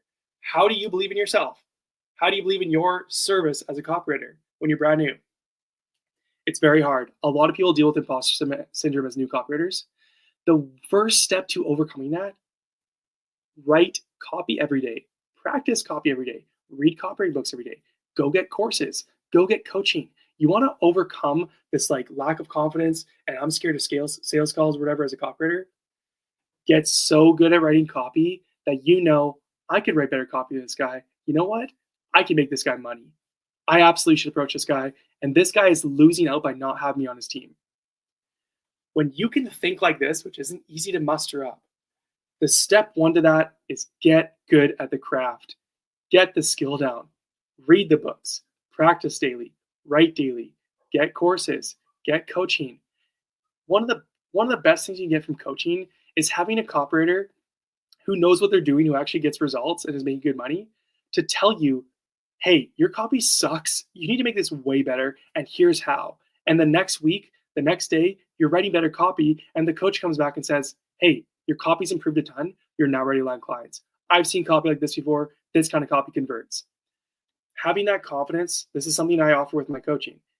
Having that to be able to walk in and approach a client is invaluable. To be able to hear, because you can go out there and try to land your first client, and like, if you don't get copy from if you don't get feedback from another copywriter who knows what they're doing, your first client's gonna be the one giving you that feedback. So if you don't get critiqued by a coach ahead of time, your first client's gonna be the one critiquing you. And the more stuff you get out of the way, the more weaknesses in your copy you get out of the way with a coach ahead of time, the less scared you're going to be when you actually go try to get on a sales call, when you actually go land a client and have to deal with your first revision or first feedback on your piece of copy. Like, deal with the stuff ahead of time, get a coach or get other copywriters at the very least to review your stuff, um, to help you understand, where am I actually at as a copywriter? If you don't know if your copy's good, which sometimes you don't know because no good copywriters ever look down and be like, hey, that's good copy.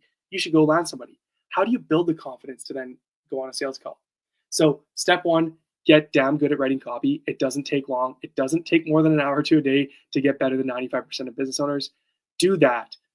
You know who feels like has fear and feels like an imposter the most? The people who don't actually build the skill up because they watched some YouTube video where a copy guru said, hey, after today's video, you just started learning today, go outreach tomorrow. Like, that's lunacy. Do not listen to anybody who says that. You need to build the skill up, at least for a few weeks, before you're ready to land clients for most people. Step one, get good at the skill. Step two, outreach the right way. Do you want to know how to not be scared of a sales call? Do the selling before the sales call. And when I say selling, I don't mean go in the DM and start trying to be aggressive with them and handling objections. Sometimes you need to handle objections, whatever. But when your outreach is so good, when you do a really good outreach in the DMs and you send an audit and a sample and you warm them up and you send something so valuable to them that they're like, yeah, this guy's legit. Like, this is proof enough that, like, I know this guy could help me.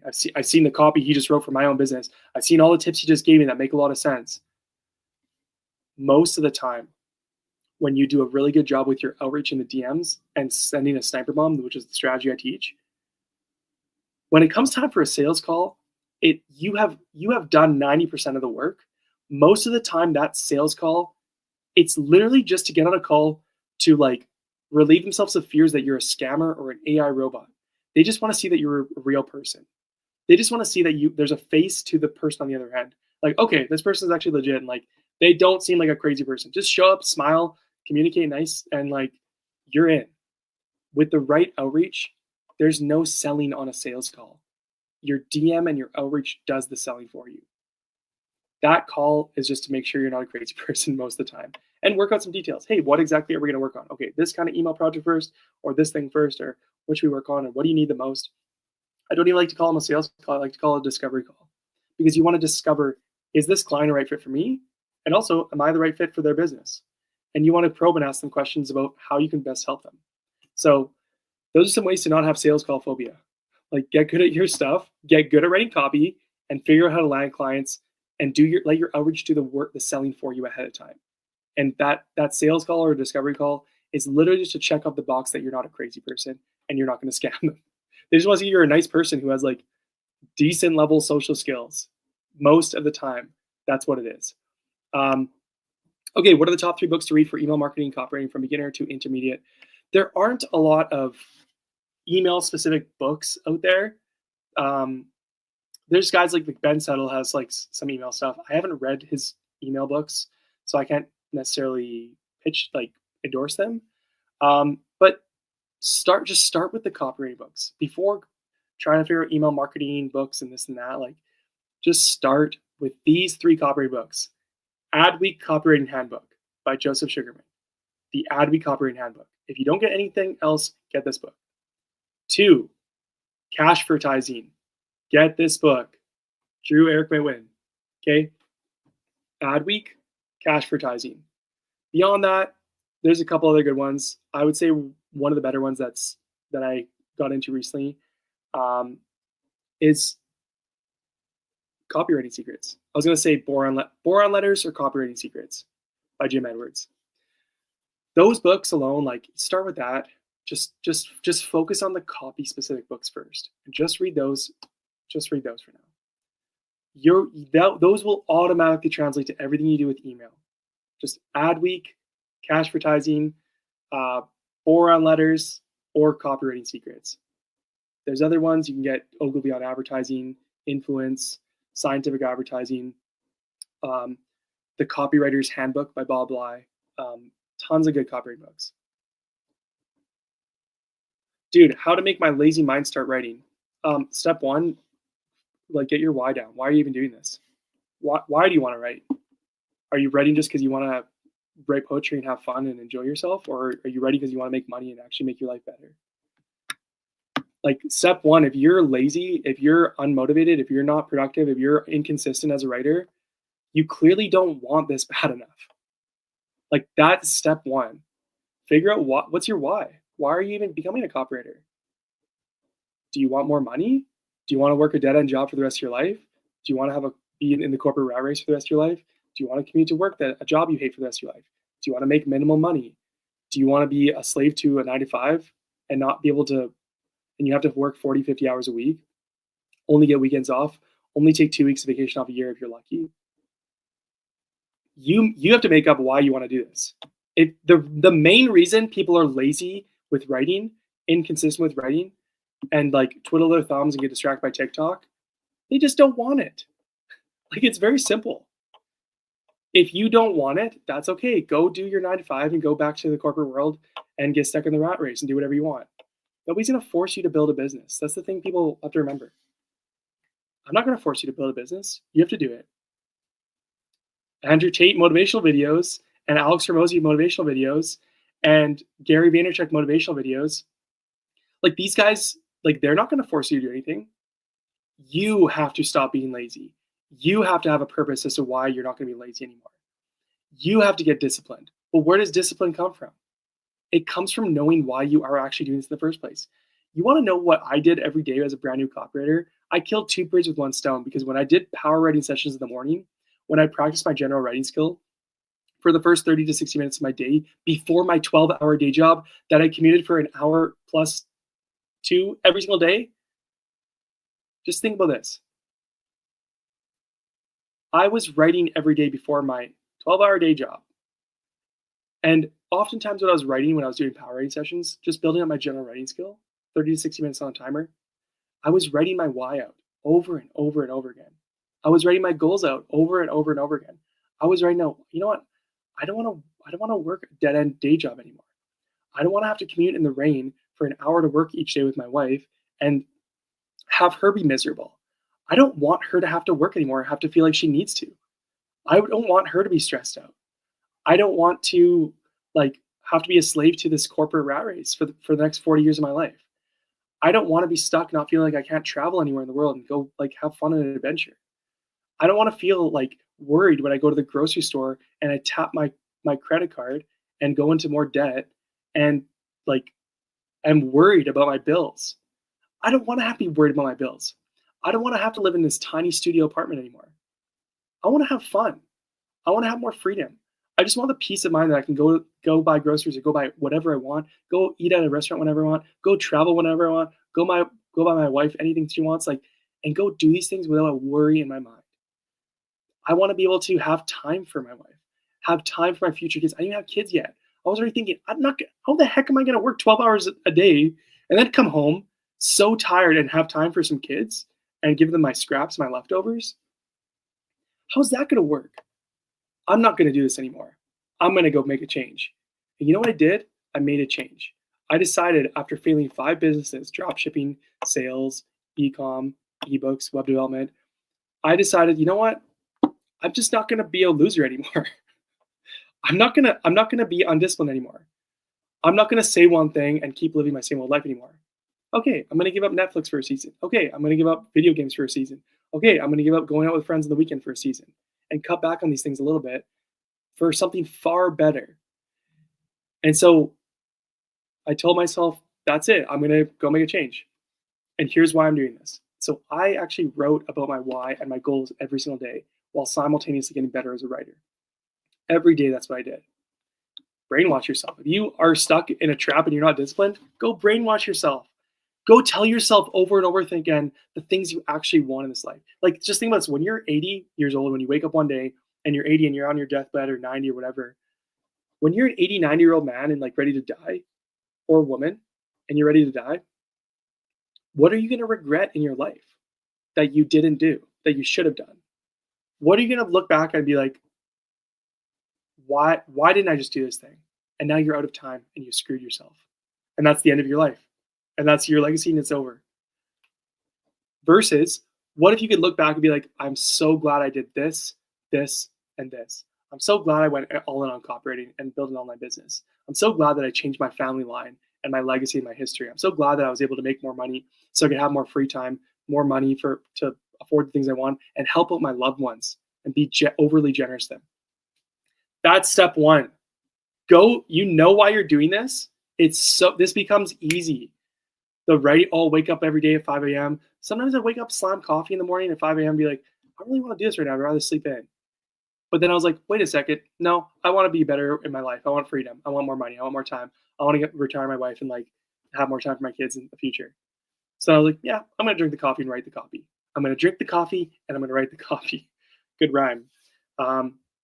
That's step one. That's how you not be lazy. Know why you're doing this. Step two, have a purpose when you're writing. Like, go do a power writing session. Okay? Go figure out key copywriting exercises to do. Go do a power writing session. That's step one. Go do hand copy a sales letter. That's a classic ad. That's step two.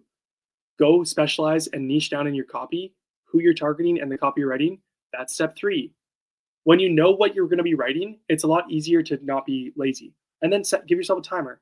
Write down your goals. Today, I'm going to write copy from 7 a.m. to 8 a.m. And I'm going to do a power writing session for 30 minutes. Then I'm going to hand copy sales letter and ad for 30 minutes. And then I'm going to go write specialized niche copy for 30 minutes. I'm going to go analyze a swipe file of real estate agents in my inbox. I'm going to rewrite an email for real estate agents. There you go. When you know exactly what you're doing and what your exercise is going to be, it's a lot easier to get started and not be lazy.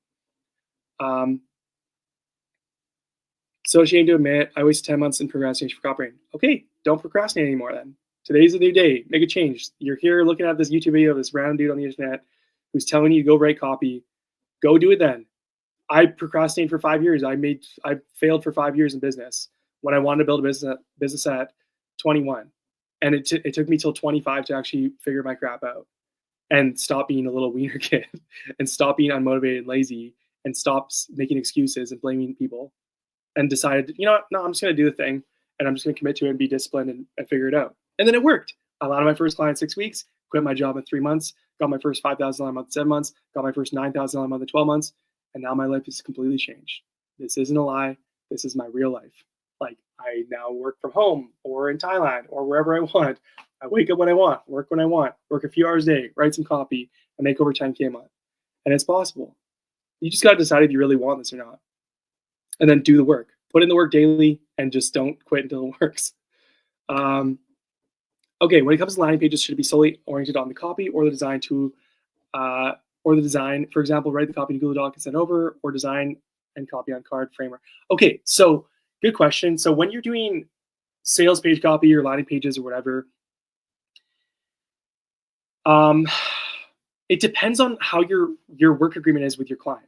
So your client might be like, I just want you to write the Google Doc copy and we'll have our designer or whoever else implement it on the sales page and do all the rest of the stuff.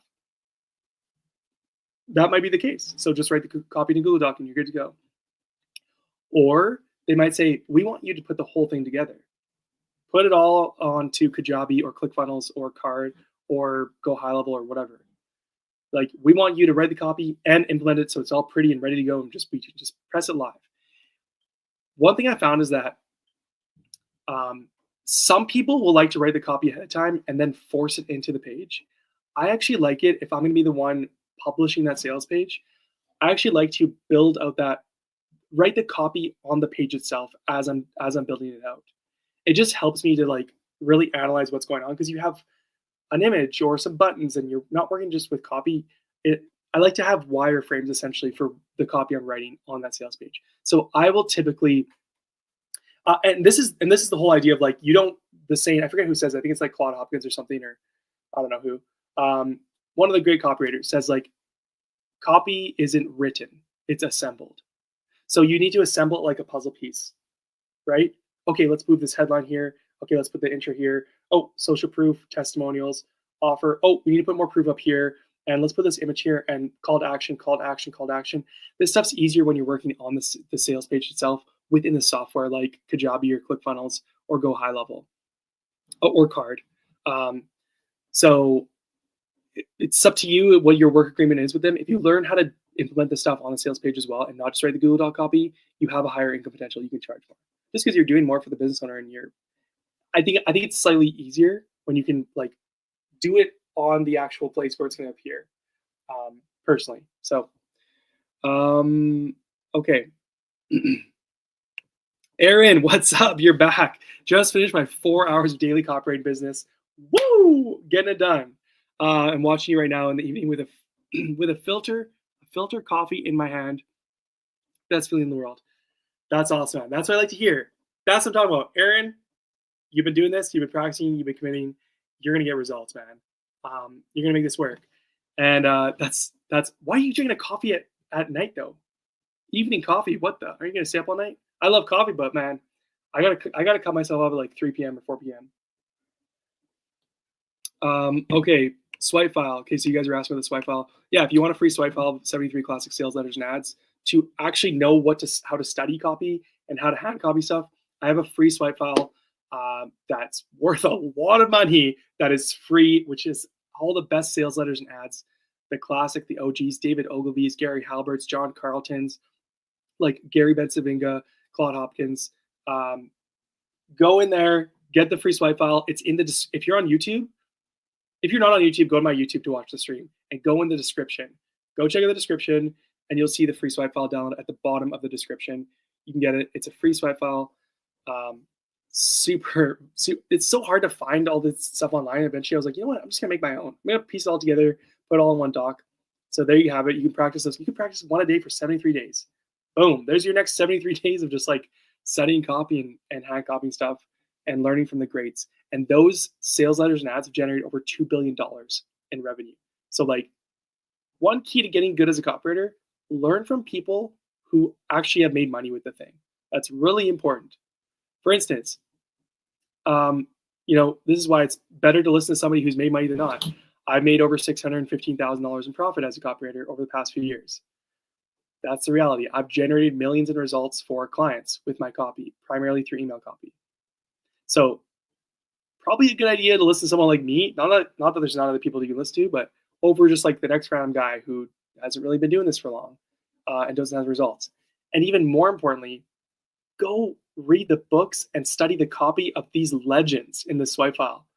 David Ogilvy, he's generated hundreds of millions with his copy.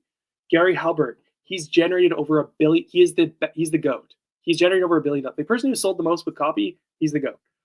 Gary Halbert has sold over $1 billion with his copy to cold traffic, primarily cold audiences through like direct mail. Like go study the guy. These guys have sold a whole lot more than me. So yeah, they may not be, a lot of them are alive anymore and may not be able to teach you how to do email specifically or landing pages or ads or whatever. But there's nothing that beats learning the foundational stuff from the legends. In addition to learning digital copy and modern copy, people like me and other people online. There was a similar question earlier. How do you decide if you focus on mastering email copy or landing page copy or something else? Go practice these different types of copy. See which one you like the most. If you do something like sales page copy, like you're probably going to be working with fewer clients throughout the year and focus on like writing fewer pieces of copy and having heavy hitters, hopefully. So it's a little more unstable, but you have the highest income potential with sales pages because they are the closest thing to the conversion. They're the closest thing to someone whipping out their credit card and buying something. Whereas emails, you usually work on a deliverables basis. So, hey, I will write 5 emails for you for this X amount of dollars, or I will write you 4 monthly emails for $1,000, $3,000, $5,000 a month for this much money. You can work on revenue shares still with emails, but you're writing more frequent copy and you're typically working on a monthly basis with people. So if you want to do those are some things to consider. And then also, which one do you like writing the most? Like practice some emails for a bit. Do you like it? Cool. Then just go for it. I'm really bullish on emails, so I'm kind of biased. It's my favorite. If you like sales pages, be my guest, go for it. But just pick one and go for it. You won't know until you just start practicing it.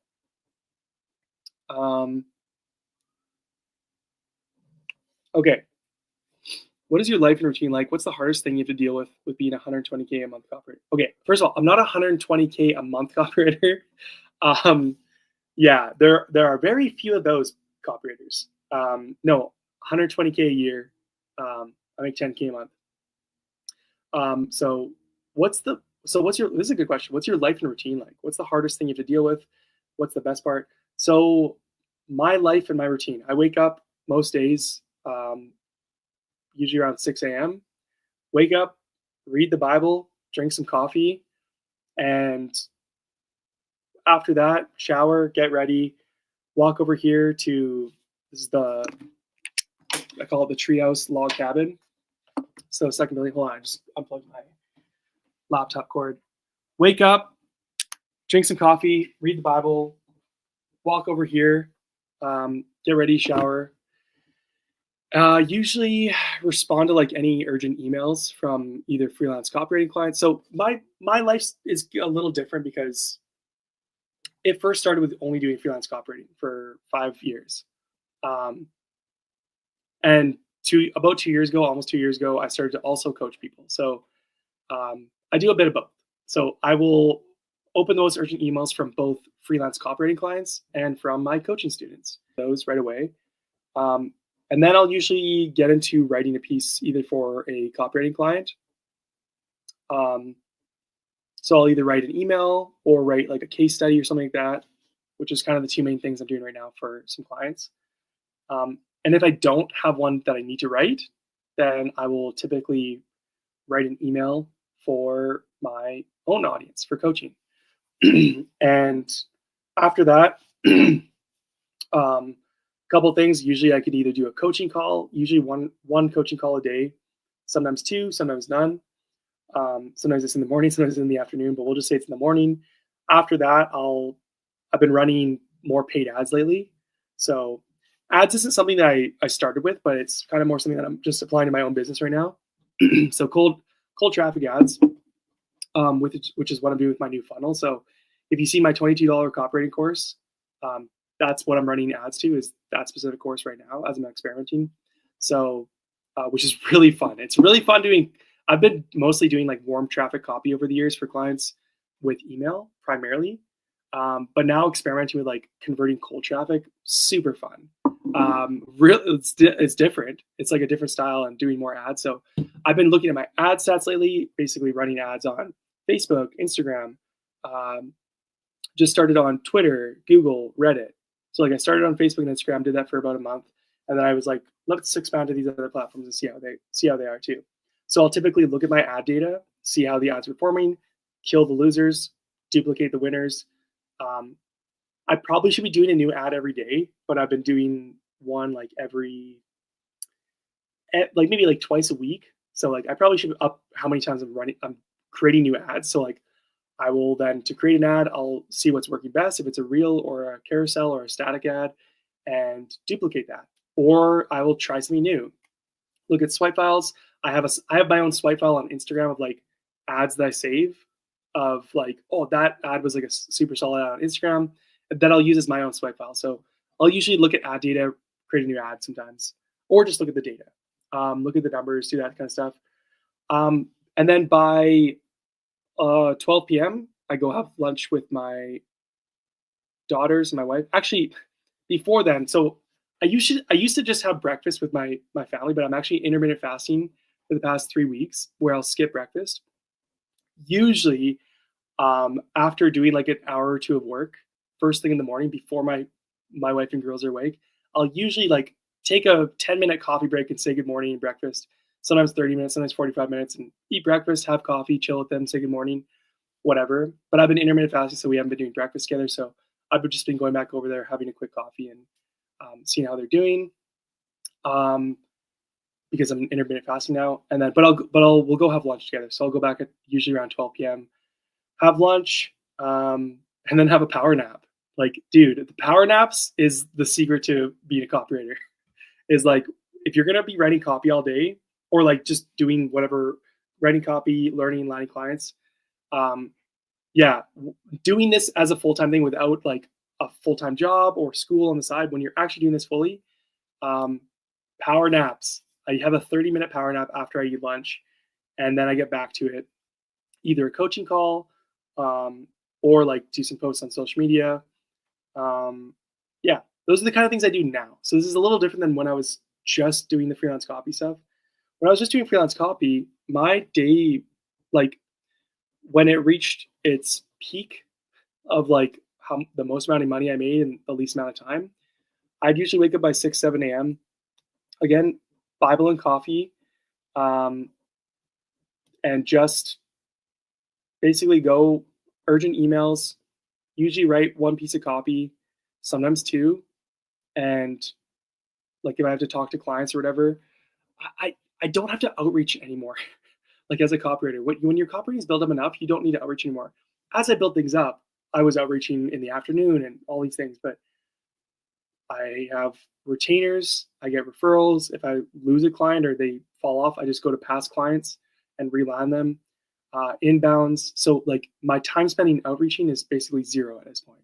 But I used to do more. But your business can really be built up where you write for an hour or two, sometimes three, sometimes four in the morning, and you can be done by lunch and make six figures per year. So before coaching, that's what my life looked like. Is like I wake up in the morning, done by lunch. That's where I built up to. That doesn't happen right away. That wasn't the first couple weeks or couple months as a copywriter. It built up to that probably after the first year, year and a half, 2 year mark. And I just kind of was like that for a couple of years. And then I started coaching people. So now I'm doing two things just because it's fun. Okay, next question. We got a lot of new questions here. Let me see.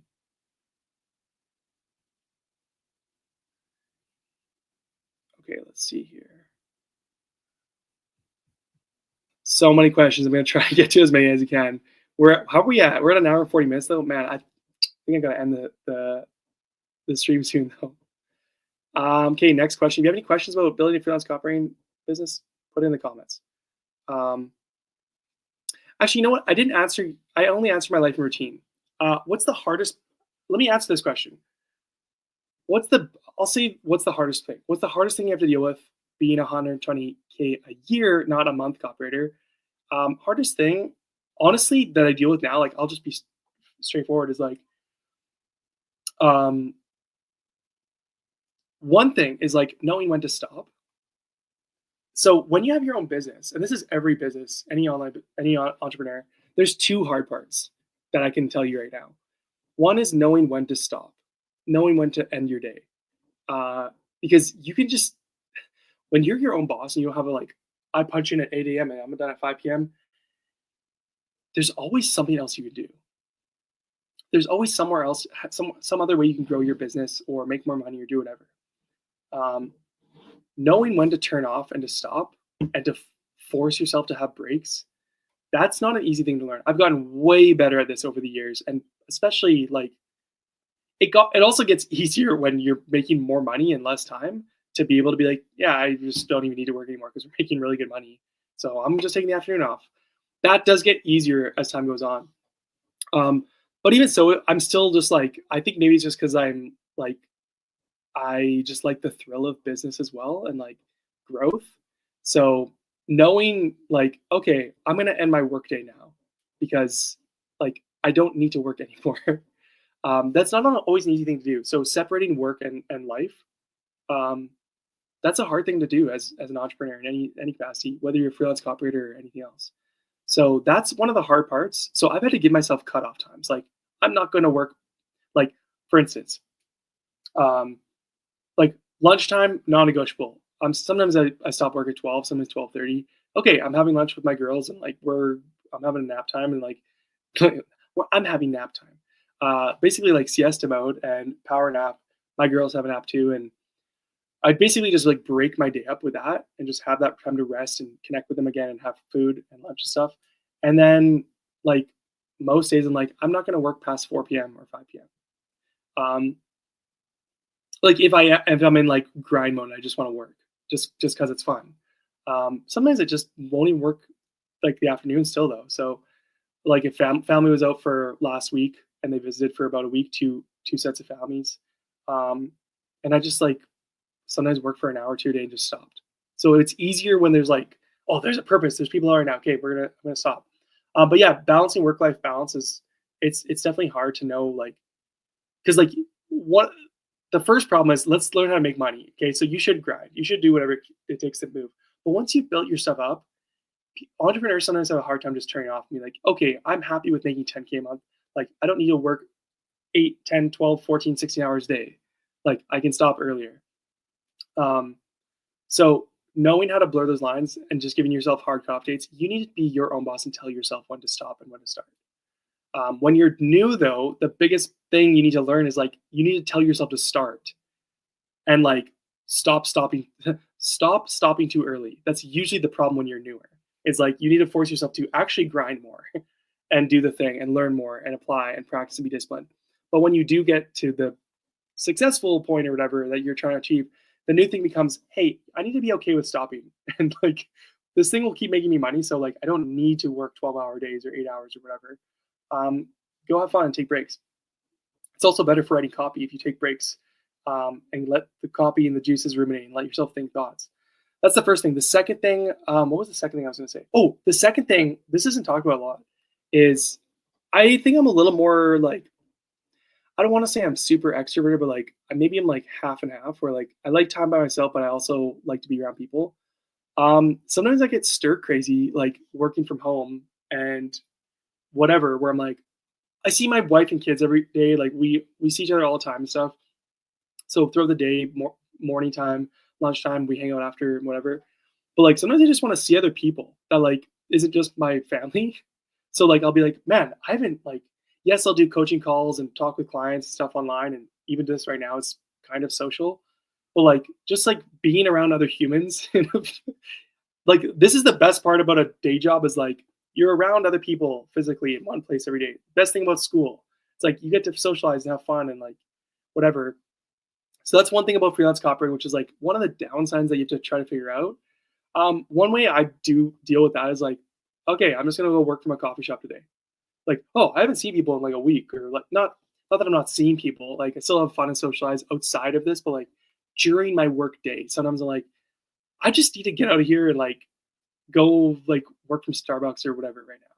Just to be around other people physically who are like working out things and interact with other humans.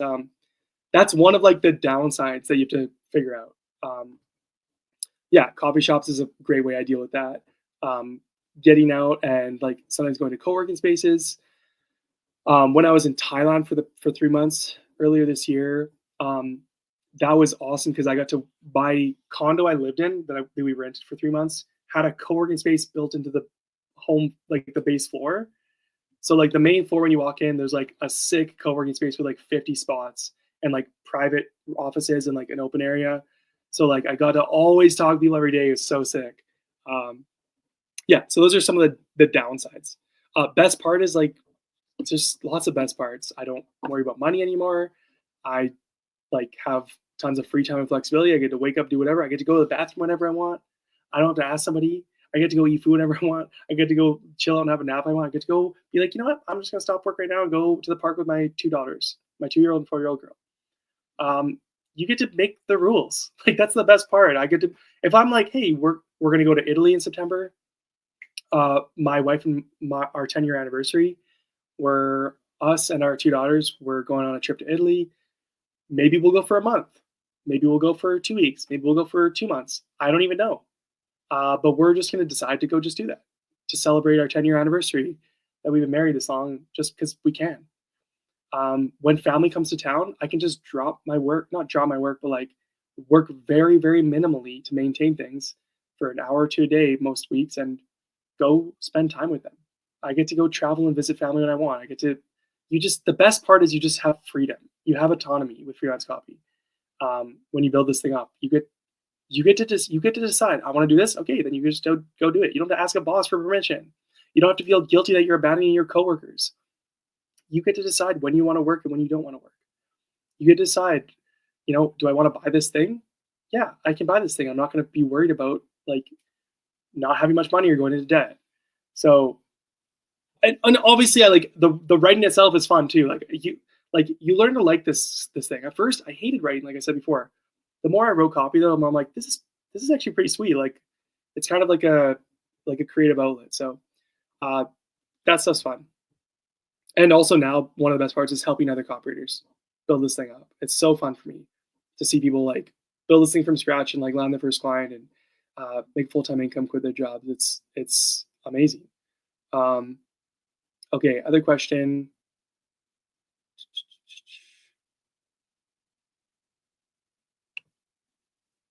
Hi, Brian. I don't know why YouTube has suggested this stream to a teen who even not know ABCs of copywriting. Um, let's see what is going to be happen.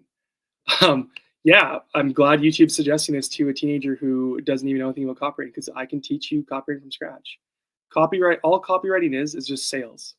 It's just selling stuff for businesses. But instead of speaking face to face, one to one person, you get to speak one to many by writing different things like emails, blog posts, website copy, sales pages, ads, billboards, commercials, advertisements. You get to sell stuff for businesses to the masses. That's the ABCs of copywriting. And you write copy by capturing attention, engaging people, and then asking them to take action to buy a product or service. That's it. Copywriting simple. Sir, how can I find best prospects? Okay, I choose niche, but then, yeah. So once you have a niche chosen, let's say you choose SaaS finance or real estate agents or fitness coaches or whatever. You know what your niche is. Now you can go to Instagram and go type in those keywords. Let's say it's fitness coaches. Type in fitness coach, men's fitness coach, fitness training, fitness course, fitness program, and go start finding accounts who that's what they do and that's what they talk about. They offer that as a product or service. There you go. There's a whole bunch of prospects to go after. And then look for signs that these guys are making money. Ideally, if you want to make sure it's worth your time to reach out. How big is their following? Do they have a decent sized following? Do they have 3,000 to 50,000 followers? Do they have social proof, recent testimonials, case studies, and reviews for themselves? Signs that they actually have business and customers. Are they running ads? Check facebookadlibrary.com. Check that they have ads. It's proof that they invest in their marketing. Do they have employees? Go to LinkedIn. Check out their LinkedIn. Are there people who say they work there? Signs that they also have money to hire people and they're okay with delegating. All of these are great signs that that's a great person to reach out to. Okay, so Armin asks, what's the best way to find clients on LinkedIn if you don't have premium and can't send many messages or connection requests? I don't know what you can do. I'm new to LinkedIn. I've only been on LinkedIn for like 2 months or for like a month. And I just bought premium because I just was like, I don't know, I think it's just better. I have no idea what you can do with LinkedIn in terms of like connection requests or like if you're limited on messages. I'm not sure. So I don't know specifically LinkedIn's platform. All I'll say is if you're restricted by how many DMs you can send on LinkedIn, like you can't send 10, 20 DMs a day if you want to open a conversation, go somewhere else, like, or pay the money. Like, I don't know. I don't even know how much premium is. I don't even remember, but pay the premium to be able to send as many as you can on LinkedIn. If you want to stay on LinkedIn, or go to Instagram because you don't have to pay a thing and it's free. I would still recommend paying for the premium there because I know it's pretty cheap. It's like $10 a month for Instagram premium, just to be able to get the verification, the check mark. It's worth it. That gives you way more proof and trust if you have a blue check mark. You pay the $10 a month on Instagram, people will trust you more. So go do it. If you can't do this with LinkedIn, go to Instagram. It's the easiest platform to land clients. Okay, I'm gonna go to let's go to some questions here that are newer.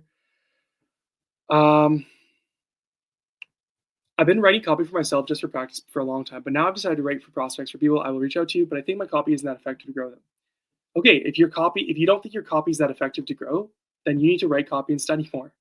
If you can't immediately see by looking at someone else's copy, some other business owners, within 5 to 10 seconds, if you don't think you could possibly write better copy than them right away, then get back to the books, go read more copy books every day, go hand copy some more sales letters, go practice your writing more.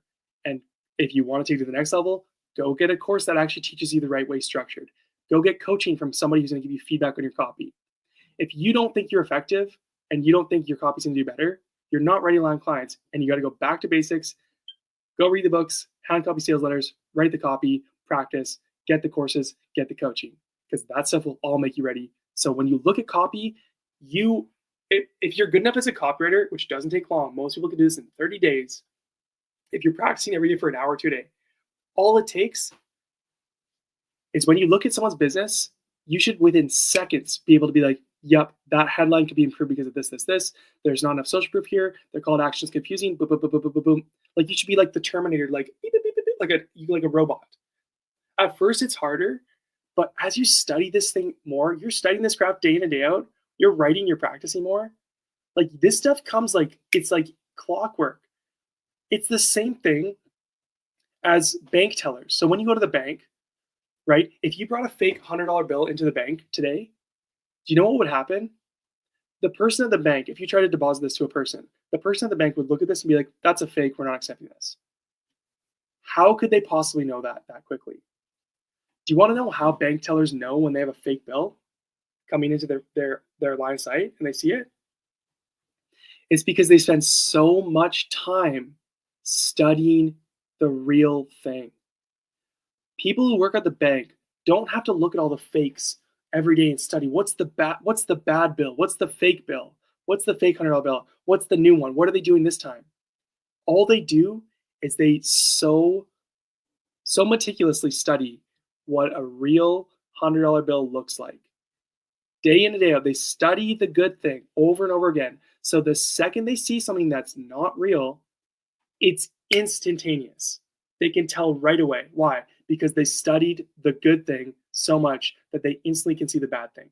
It is the exact same thing with copywriting.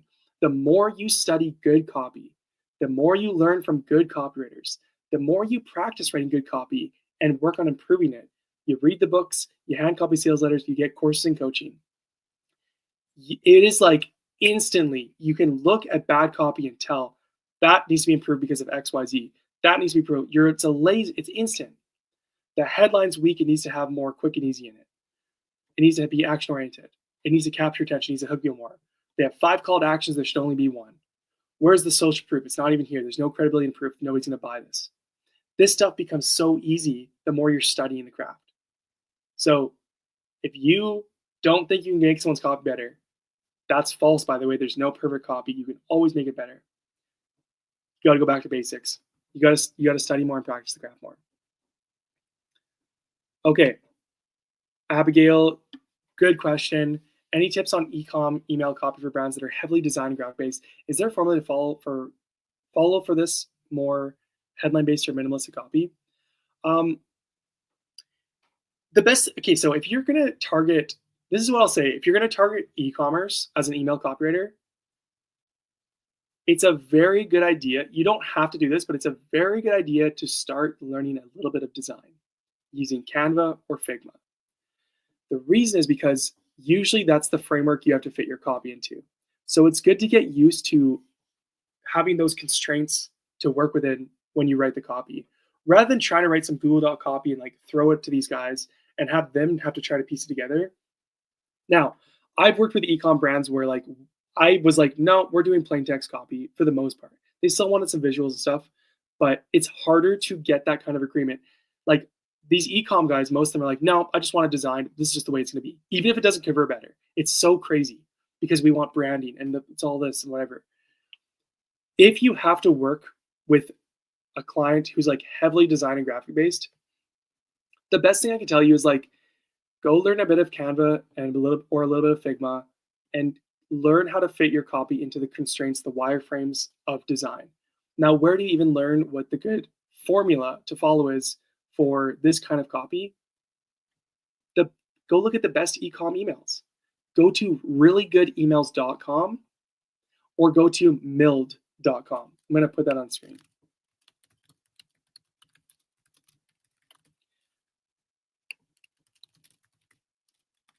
Ecom email swipe. Let's put this on the screen. These are free swipe files. If you want to find out what great design-focused emails look like, if you are an ecom email copywriter, even if you're not the one touching the design, even if you're like, I'm not touching it. I worked with clients sometimes with ecom where I just wrote the copy and we had a graphic designer who we kind of worked together. So I didn't have to know much about design. I only had to know enough, but it did help to know some stuff, especially when I was like directing. I sometimes would direct the graphic designer to create a graphic for a promotion. For instance, for an ecom company, we wanted to do a like a buy one, get one free thing. So I said, hey, here's what we want to say. Here's this graphic you made. We need a graphic kind of like this, but we want the headline to say, buy one, get one free, like shop today, sale ends this day, and put a picture of the product in that kind of looks like this graphic you already made. So I would sometimes get them to create graphics. I would have to request assets from the graphic designer, and then I would take it from there in Klaviyo and like plug in the graphic and let the copy do the heavy lifting beyond that, like plain text copy. It's not always easy to get that kind of agreement though with ecom companies. Sometimes they just want the entire thing to be like a design focused. But we would often do, here's the main graphic, here's the copy, and like minimal design. It's hard to, you can do that. It's just harder to get it done. So if you guys want to do ecom emails, go study how these emails are set up. Go look at the way they have their copy. Go look at the way they have their promos. Go look at the way, how much copy they have and how they structure things. Reallygoodemails.com or mild.com. Those are the best places to go for an ecom email swipe. So let me see if there's anything else you said. Is there a formula to follow for these headline-based emails?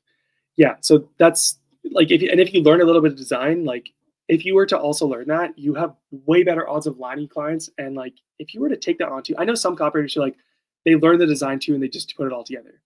You make yourself more valuable. Some people don't want to do design though, so you don't have to do that. But if you did want to, if you're like, I'm 100% going into ecom email, like it's gonna be easiest if you did learn a bit of design.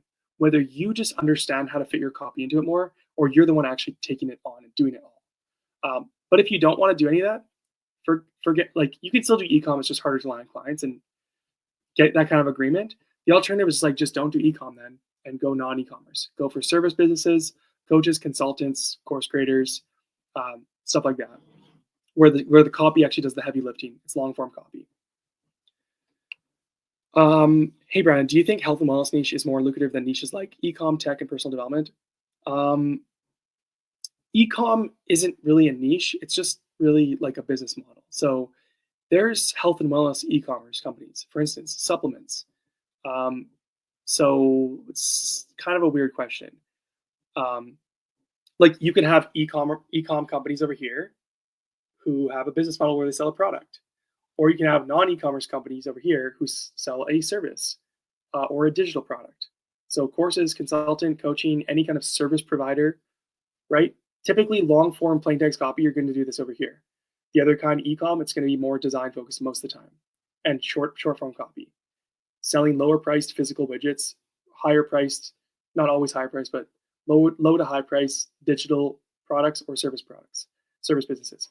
So health and wellness, they're in both. You can have health and wellness ecom products, supplements, whatever, like dumbbells, fitness gear, like whatever. And you can have health and wellness services, coaching, courses, fitness coach, like, so health and wellness can be on both. Tech can be on both. Personal development can be on both, but probably primarily on the info side of things. What's the most lucrative niche, if that's your question here? The most lucrative niche is you can make money in basically any niche. But if you want to see where's the most demand, you're going to find the most money, the most potential money in these three niches in order. Health and wellness, up here, number one. Number two, money, anything to do with money. Making more, saving more, budgeting, investing, keeping it, getting out of debt, like building a skill, online business, whatever. Third thing, relationships. How to find a spouse, how to keep them, how to build relationships, connection, community, all these things. Health and wellness, money, relationships. Those things will never go out of style. Those are the three biggest human needs.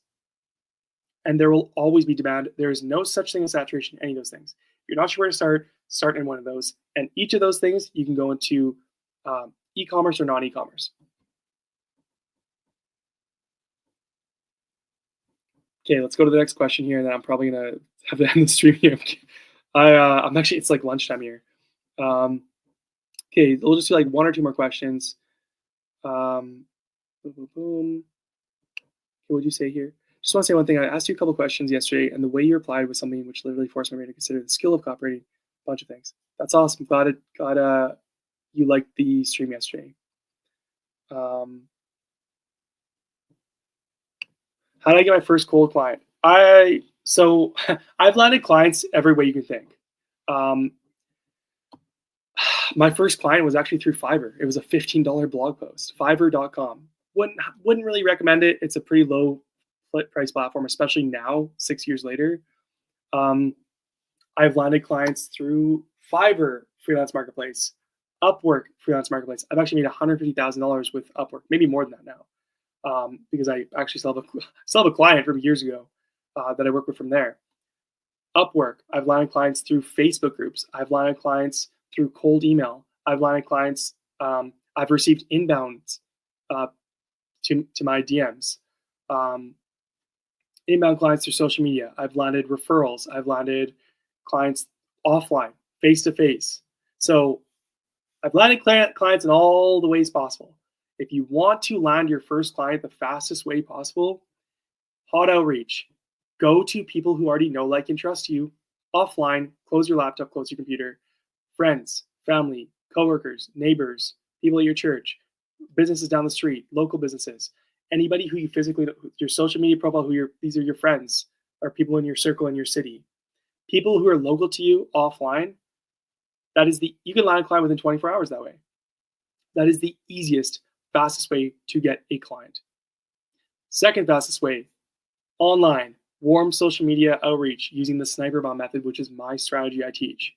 Warm people up on socials, pick one niche, go after them, warm them up, like, comment, follow, DM, open the conversation. Once you're at a message request, go pitch them, but don't pitch them, don't even ask. Go and send them an audit, copy audit of their copy right now, give them a bunch of tips, then drop some free value with a new piece of copy. Audit, sample, drop it to them, give it to them, boom. Move on to the next, send one a day. My students are getting a client 70% of the time within 30 days. New copywriters using this method. Just by sending one outreach per day in about 1 to 2 hours per day. 2 hours roughly on when they're newer and first starting, and by the end of the first 15 to 20, they're getting it done in about an hour a day. So if you want to know the best way to land a client, go to people you already know offline first and go pitch all them. And then go online and follow my sniper bomb strategy. That is the fastest way I've seen possible to get your first client. And the key here is start with hot. Don't start with cold. People you already know. And when you do go online and find the cold people, slightly warm them up first and then pitch them. That's the best way, because the best people to land is people who already know, like, and trust you. So if someone's a stranger, get them to slightly know, like, and trust you a little bit before you actually pitch them. And you're more likely to land them, because it takes two things to land clients online. In general, anywhere, online, offline. Two things, trust and proof. If you don't have any proof when you're brand new, lean on trust. These are people who already know, like, and trust you. Offline, friends, family, coworkers, neighbors, businesses that are local, XYZ. Lean on this. Once you've leaned on this, trust, because you have no proof yet, you have no results, start getting results. Turn one of these people into a case study, which now gives you proof. Then go take the trust and proof, bring the proof online, slightly warm people up online, and you build a little bit of trust. Send them an audit and sample. You build proof that you know what you're doing. You don't need a portfolio. You don't need to send 100 cold emails and cold DMs a day. You don't need to know how to do aggressive sales calls. This is the easiest strategy. This is exactly what I teach. If you guys want to learn this, like if you want to get your first client in the next 30 days, if you want to make 5, 10K a month, I got 2 spots left in my August coaching program. So this is my quick pitch for you. It's like, if you've been doing this for a couple weeks, maybe you're just looking into copywriting and you don't know how to get started. Maybe you've already started, but you're like, I don't even know if my writing's good and I need to work on that. Or you're like ready to land clients, but you have no clue what you're doing. You've been at this for weeks or a couple months, and you still haven't landed your first client, or you're still not making $1,000 a month. Maybe you're capped at 5K and you're like, how do I get to 10K? And I don't know how to scale. Like, this is how you do it. This is how you build this business. You need to generate proof. You need to build your skills up and then outreach the right way in 2025. Blast sending cold emails and cold DMs and trying to outreach when you don't have the skill yet, and hopping on aggressive sales calls and clicking a button with this automation tool and cold email. You just got a cold email 50 more dudes, man. That's why you're not. This stuff's crazy. You don't need a portfolio. You don't need a website. You don't need to do any of that stuff. You just need to do what people do offline to land clients. You need to apply what you learn about copywriting to the client landing process, and you're going to get more clients. Learn persuasion techniques with copywriting, which is what you learn how to write copy, and apply it to outreach. This stuff's very straightforward. And if you are stuck and you're like, I don't know how to build this thing up, I'm on my third business model right now. I've tried trading, sales, dropshipping, ecom. I don't know what's the best. Dude, freelance copywriting works. And if you're scared of AI, don't be scared of AI. AI is a technology and a tool. And the people who are AI is not gonna wipe copywriters out. What's gonna happen is people who learn AI too, they're gonna make even more money as copywriters. It's leverage. It's a tool. It's a technology. So people are still making 10K a month as copywriters in 2025. I can tell you that right now because I am, and lots of people I know are. So if you're like, man, I don't know how to get started. I want to write better. I want to learn copywriting. I want to land clients. It's not working out. Where do I start? I don't want to do this alone. Join my August coaching. Here's my pitch. I got 2 spots left for August. Here's what you get. Every single day, you got questions, you can send me a DM. VIP DM access, any questions in the day-to-day. How do I write copy? Hey, what's going on with this? Hey, I reached out to this person. What should I say back? Any questions you have in the day-to-day, you actually get access to me. 2, coaching calls. Every week, we're going to go through whatever you need help with the most. Just like this is a little teaser of what a coaching call will be like. But instead of having to, deal with other people's questions and problems and issues and challenges and goals, it's just you. It's just me and you, and that's it. And then copywriting feedback. Every single day, you can send me a piece of copy during one-on-one coaching. Every day, you get to send me 30 pieces of copy, and I will personally break them down for you. Tell you what you're doing right and what you're doing wrong through a Loom video. 5 to 10 minutes, break it down, and tell you what to do to fix it, and teach you why. Teach a man to fish, and you'll learn how to fish, right? That's what this does. You're going to improve so fast. And when you're ready to land clients and you're in that phase, those copy critiques come in handy even the most. Because before you send off an audit sample to go land somebody, send it to me first. I'll make sure it's good, and then you send it off. This is one of the reasons guys are landing clients quicker in my program, because I'm literally looking at their outreach before they send it and making sure it's going to work. So that's why about 70% of the people in my program get their first client or their next client within 30 days as new copywriters. There's my pitch. If you want to go look at other copywriting coaching programs, I'll tell you right now, the vast majority of gurus you see online, they're going to tell you, hey man, join my inner circle, my one-on-one coaching, my private mentorship, and all these things. You know what's going to happen? They're going to charge you like $4 to $5 grand, and you're going to be thrown into a community, and you're not going to get one-on-one coaching. You're not going to get one-on-one access to the main coach, and they're not going to give you copywriting feedback. I've had some of you join my program who once joined these big timers that you see online, who have later said like it was a complete fraud and scam basically, because we were told we were going to get one-on-one coaching. I never even talked to the person. We had like one coaching call with some random coach and then thrown into this big swamp of other copywriters, and I didn't even get feedback. And I still don't know what to do. So when you join one-on-one coaching with me, you actually get coached by me. We'll actually hop on a call like this. I'm not going to outsource the coaching, and you actually get feedback on your copy. So you know if what you're doing is right, if you're making progress, and if you're not, how to do it quickly. And I'm going to tell you if you're doing dumb stuff with your copy and how to fix it. I'm going to tell you how to make it better. And I'm going to show you step by step how to get started, how to practice it. I'm going to tell you exactly what to do every single day, step by step. So you actually know how to learn the skill, and when it's time to land clients, outreach the right way. So my August coaching, the free bonus that you get with it is a $347 copywriting course. My copywriting course, you get lifetime access to it, which includes the 4 phases to 6 figures. Mastering copywriting through the 30-day copywriter, landing clients, managing clients, scaling to 6 figures, 60 plus videos, assignments, checklists, templates, all the goodies, and a step-by-step daily checklist to tell you exactly what to do every single day. So you're never wondering, what should I be working on right now? You'll have this as a guiding post, and you'll have me confirming, yeah, do this next. Okay, let's land clients. Oh, this person said this in the DMs. Say this back to them. Okay, you got a sample you want to send out? Give it to me first. Okay, tweak it, send them up, send this off. My coaching comes with a 6-month guarantee. You are going to make your first $5,000 a month as a copywriter in 6 months, or your money back. And I'm not going to charge you $5 grand or $4 grand like the other guys. I'll just say it's less than half of that. So, and I got payment plans as well and options for that. So if you're looking to get help, you want to move the fastest, you want to actually make this summer like somewhere where you make progress instead of shrinking back, go. This is the time to get ahead. Get ahead of the competition right now. Well, everybody else is chilling, relaxing, sipping coconuts, going to the beach, doing whatever. Go get ahead in your business. Go change your life. Um, Now's the time. I got 2 spots left in my August coaching. How to apply? Email me, brandon@storycopywriting.com. Okay? And say the word August. So I'll put my email address here.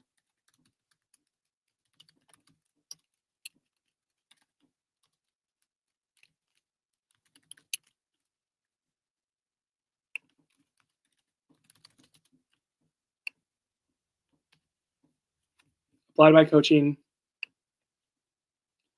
brandon@storycopywriting.com. Just say the word August in the subject line. You can also just DM me, depending on where you're watching this from. If you're on Twitter or LinkedIn, DM me the word August to apply. I don't take on everybody. I don't accept everybody who applies. I can't take on everybody. I only take on a few people every month. I'm not going to be offering this full capacity next month because I'm going to be away in Italy traveling for maybe a month with my family. So I don't even know if I'm going to do any coaching in September. October is already filling up spots. If you want help, if you want to move the fastest, this is the best way to do it. Go to apply. I got 2 spots left. We start this weekend. If you're interested, apply to my one-on-one coaching. Email me, brandon@storycopywriting.com with the word August. Or if you're on LinkedIn or Twitter right now, DM me the word August. And you'll apply, and I'll hit you up in the DMs. I do got to end the stream pretty soon here, but I'm going to take maybe one more question. Okay, so somebody says, hey, Brandon, I have my first sales call ever tomorrow. Any tips? Yes. Good job. That's awesome. You're doing a sales call tomorrow. I got some tips for you. Don't show up empty-handed. Be prepared. Sales call tomorrow. Okay, so ideally you already know a bit about this business. Do as much research as you can on the business ahead of time. Go find out what are you going to offer them. If they say, hey, what's your pricing? Know what you're going to say. Okay. Ideally, you don't give them a price right on the call. You put together some custom packages and pricing for them after the call and put together. Know ahead of time if they say, what's your rates? Just tell me right now. Tell them a number that you would be comfortable with starting at. For example, if you're not going to take a client for less than $500 and you know that, if they say, hey, what's your rates? Just tell me, I don't want to waste my time or whatever. Say 1,000. If you're willing to take 500, say 1,000, because people will always, most of the time in my first 2 years, especially, people negotiated like 30 to 50% of the time. So say a number that is higher than what you'd be willing to accept, and know what your low number is. Now, I say this like giving advice that, you should still be willing to work for free if you're brand new and you don't have a case study yet, but still go for the money if you can. But if it's your first sales call ever, pretty good odds you probably don't have a case study yet. So be willing to do it for free or cheap. Still though, they may ask you on the call, like, what are your rates? Have that number in mind ahead of time of what you'd be willing to accept. If it's $500 for anything, tell them 1,000. Okay. On that sales call, don't think of it like a sales call. Think about it like a discovery call. Whatever you're going to be offering them, if it's emails, go look at all their emails ahead of time. Go sign up to their emails. Go audit all their stuff. If you haven't given them an audit yet, I'm guessing you did give them an audit sample to get them on a call. If you haven't done that yet, go audit everything. Go write down as much as you can see ahead of time. So when you get on that call, you're not showing up empty-handed. Go on that call and be a person of value. You want to land clients, this is how you do it. Go show up and give people free advice that's going to help them in their business. That if they take your advice and they take your sample and they take your tips, and if they were to apply that to their own business and never hire you, their business would grow. Treat it like that. Give people so much gold that they can't help but see you as the expert. So they're ready to say, clearly, if you know this stuff, you're probably going to write good copy for me and make me money. Don't show up empty-handed. Go look at all their stuff right now. Go spend the rest of the day today, no, not the rest of the day, but the next hour or two. If you haven't given them an audit already, go look at their copy. Go write down all the tips you can see. Start doing the work now that you're already going to be doing when you land them as a client tomorrow. Go look at all their stuff. Write down all the tips. Go look at everything you can in your specific specialty. If they said we need help with all of our copy, then go look at a bunch of things. Go look at their emails, sales pages. Go to facebookadlibrary.com and look at their ads they're running. Go optimize those. Go do audit those. If you don't have one specific specialty, and then show up and be ready to start firing off some things that you can see. And then when you get on that call, don't think of it like a sales call. Think of it like a discovery call. You want to see if there's a fit for you to help them in their business. And keep this in mind. If at the end of the day with this call, if the call ended and they never even hired you, I want the advice and the tips you were to give them on this call to be enough that, again, they could take those tips, apply them in their business, and they'd make more money. That's how much value I think you should give on these calls and in the DMs ahead of time in audits and samples. Give so much free advice and free value that's actually valuable. That's actually going to help them to build their trust, right? The easiest way to land a client as a copywriter is to enter the door as a consultant so you can land them as a copywriter. Enter the door as a consultant, land them as a copywriter. If they trust the tips they give you, they're going to trust you to write copy. If they don't trust the tips you give them, or if you don't give them any and you have no proof of anything, if you don't have a portfolio, prove your expertise, that you understand this stuff. That's the consumer psychology, the marketing, the copy. Go show up. Don't be empty-handed. Have all these tips. And when you get on that call, it's not a sales call. It's a discovery call. You are going to go and you're going to ask them, hey, tell me about your business. What's your main goal right now? These are very core questions you need to ask on this call.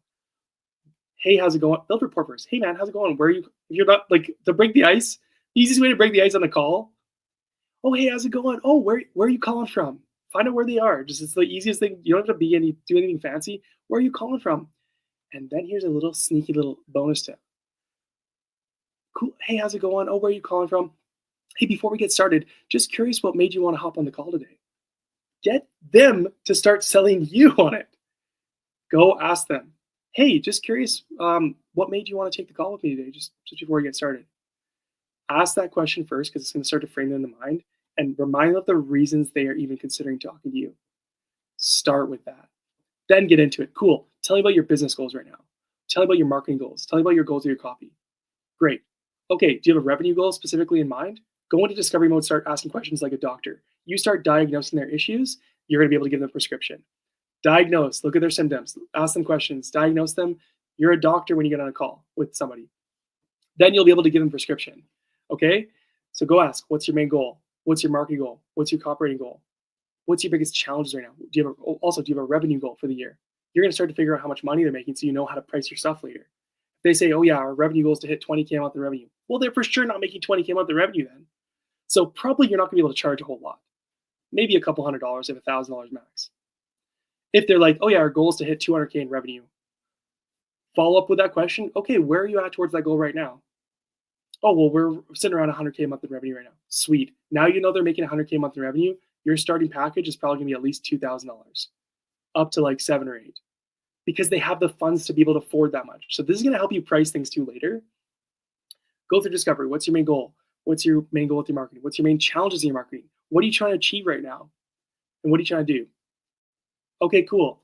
So, and then go into, if you're going to go after email, how's your email numbers? How's your email revenue? Like if you're going to go into one specific type of copy, tell me your numbers. Are you getting a 36-to-1 ROI yet for your email? That's the average ROI from email marketing. Okay, are you getting at least 20% of your revenue from email yet? That's the average a business should be getting on average from email is 20% at least. If they say, no, we're not making 20% of our revenue from email, we're not making any. We have it set up, but we barely send emails. I would say, okay, so you're making about 100K a month right now and you're not doing email? Great. Sounds like you're leaving $20,000 a month on the table right now every month. So I'm going to help you unlock that $20,000. That's an extra $240,000 a year. Start to prime them for what you're about to present. If you're going to present emails, go do, some of these numbers. You become a student of email marketing if you're an email copywriter. You learn some of these stats about email. My goodness, 36-to-1 ROI. Highest ROI of any marketing channel is email. Higher than organic social, paid ads, SEO, everything. If you know that, it's 36-to-1. Bring that up on the call to start selling email.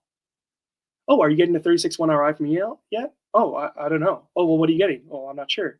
Are you getting 20% of your revenue from email yet? I don't think so. Well, how much are you getting? I don't know, maybe like 5%? Well, looks like there's room to grow then, and we're going to be able to get you unlock that extra 15%.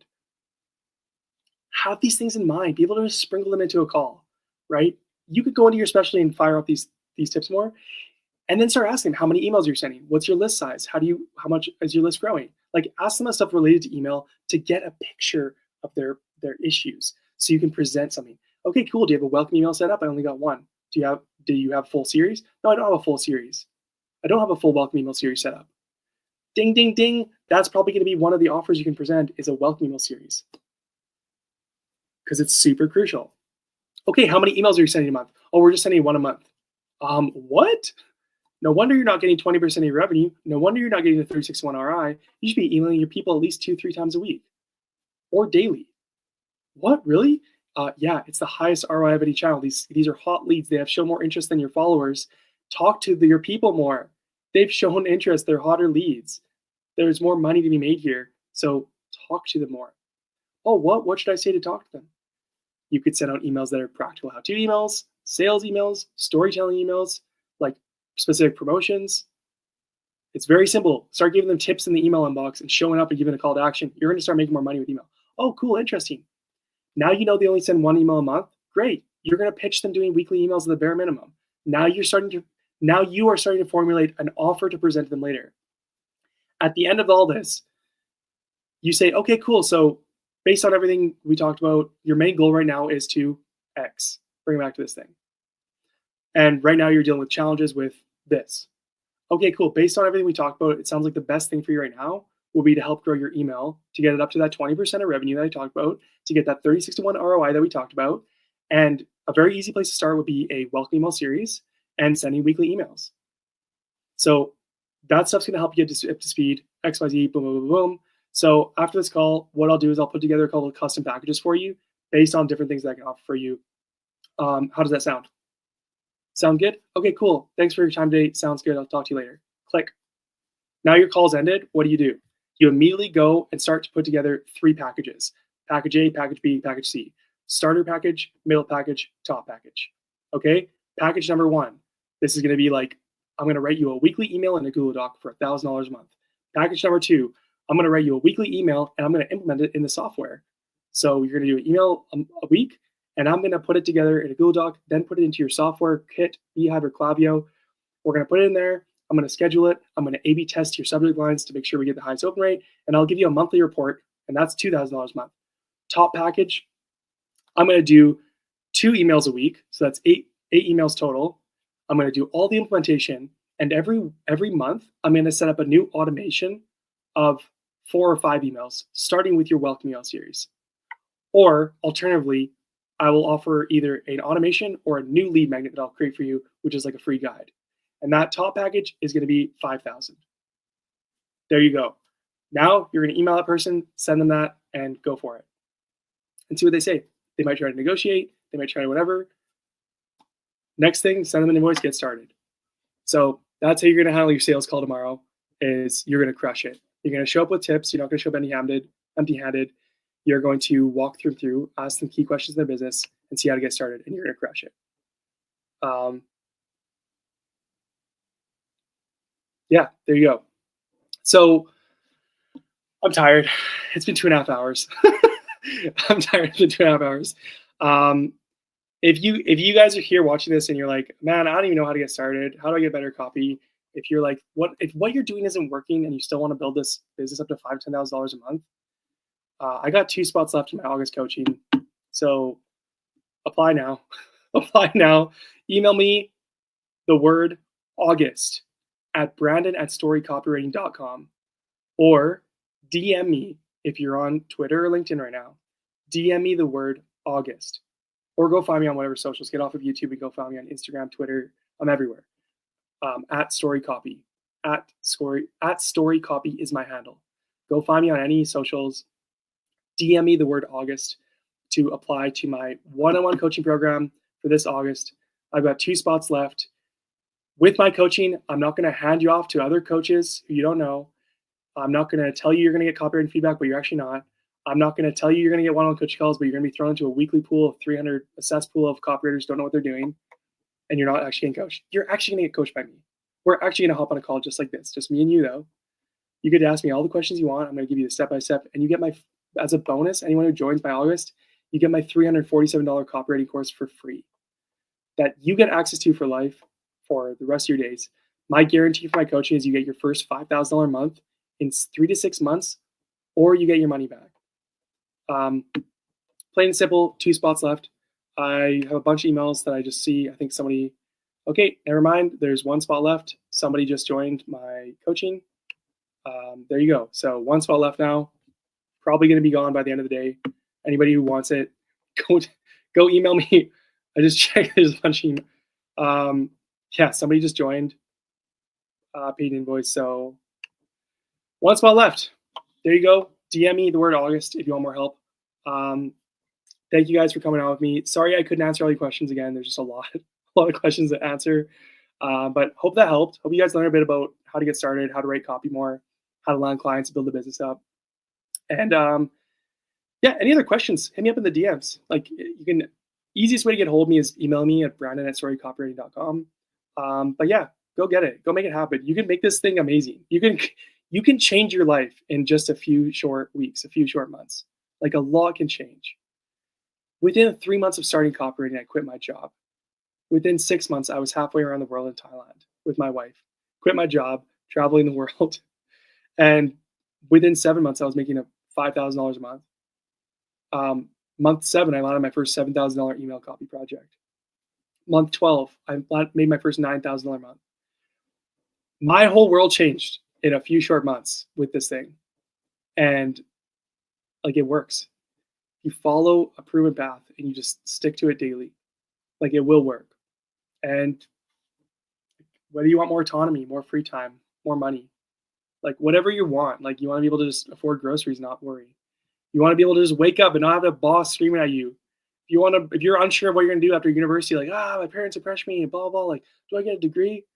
Dude, go learn how to sell things for people with the written word. You're gonna make really good money, and your parents are gonna be real proud of you when you start taking care of them. So go make it happen. Don't wait. Don't keep watching YouTube videos either. Yes, subscribe to my channel, watch the YouTube videos, learn from me. But like, don't just sit and consume and think you're doing the thing. Go do the thing too. Get off this stream and go take action. Go do something new today. Don't just go dick around and play video games and go on Netflix and go chill with your friends. Like, go do something about it. If your life is not where you want to be, go make a difference. Start reading the books, write the copy, go outreach, go do the stuff, go take action today. Thank you guys so much, and I'll see you soon.